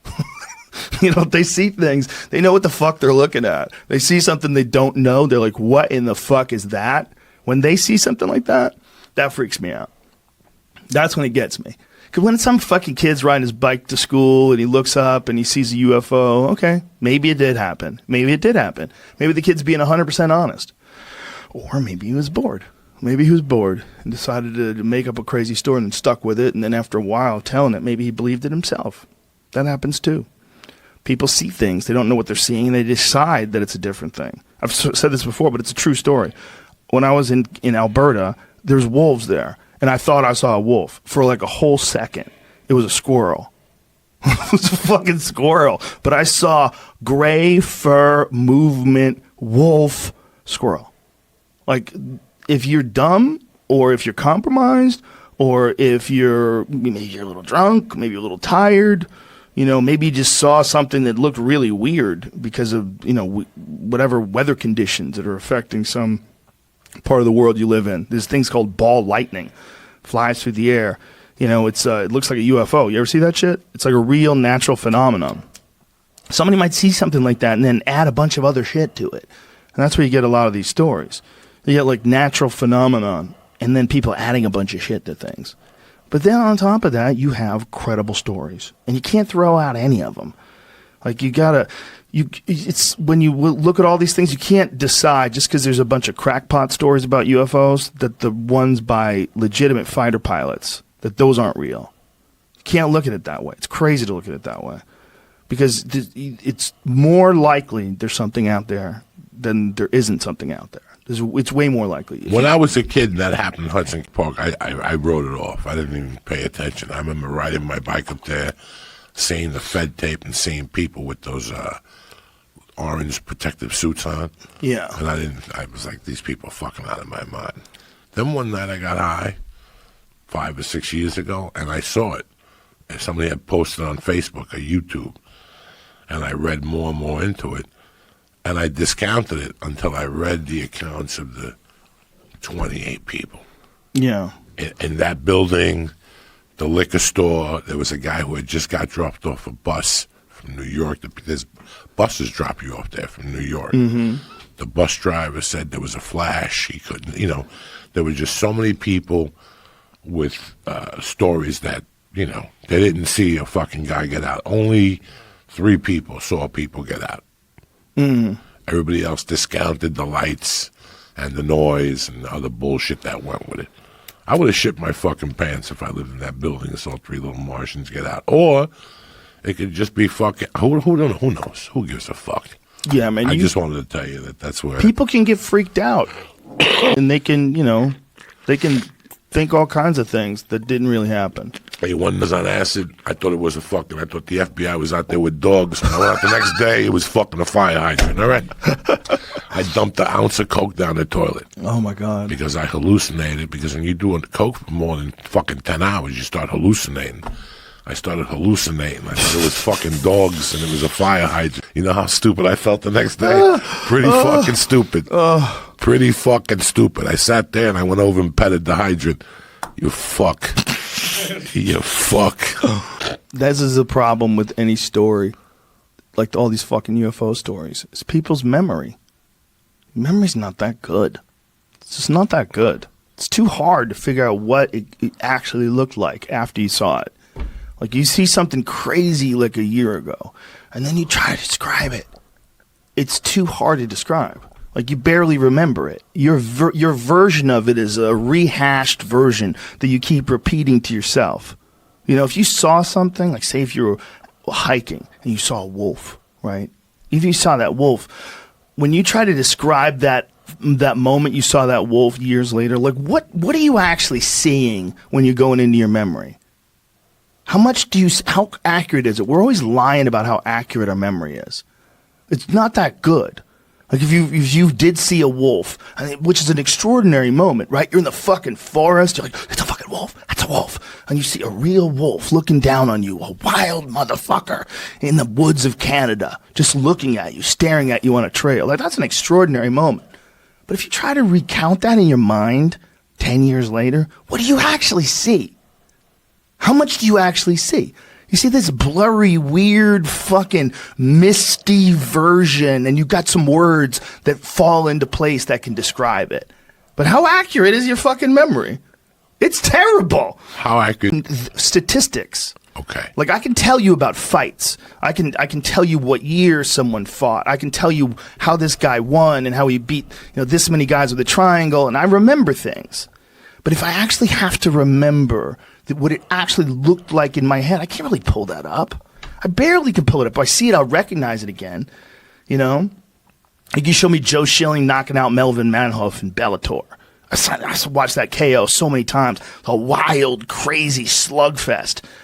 And if I see it, I'm watching it happen in a video. I remember it. Yep, this is how it goes. Here it goes. Boom! He KOs him. But if I had to just pull that out of my brain right now, it's not good. Do you know what I'm saying? Like if I have to close my eyes and pretend I saw Mike Tyson knock out Michael Spinks. I kind of can see little flashes. I can kind of remember weird little parts of it. You know, I remember the final right hand. Boom! He just sends him flying through the ropes. It was chaos. It was just like, he's the best ever. But if I had to play it back in my head, it wouldn't be nearly as good as a video of it.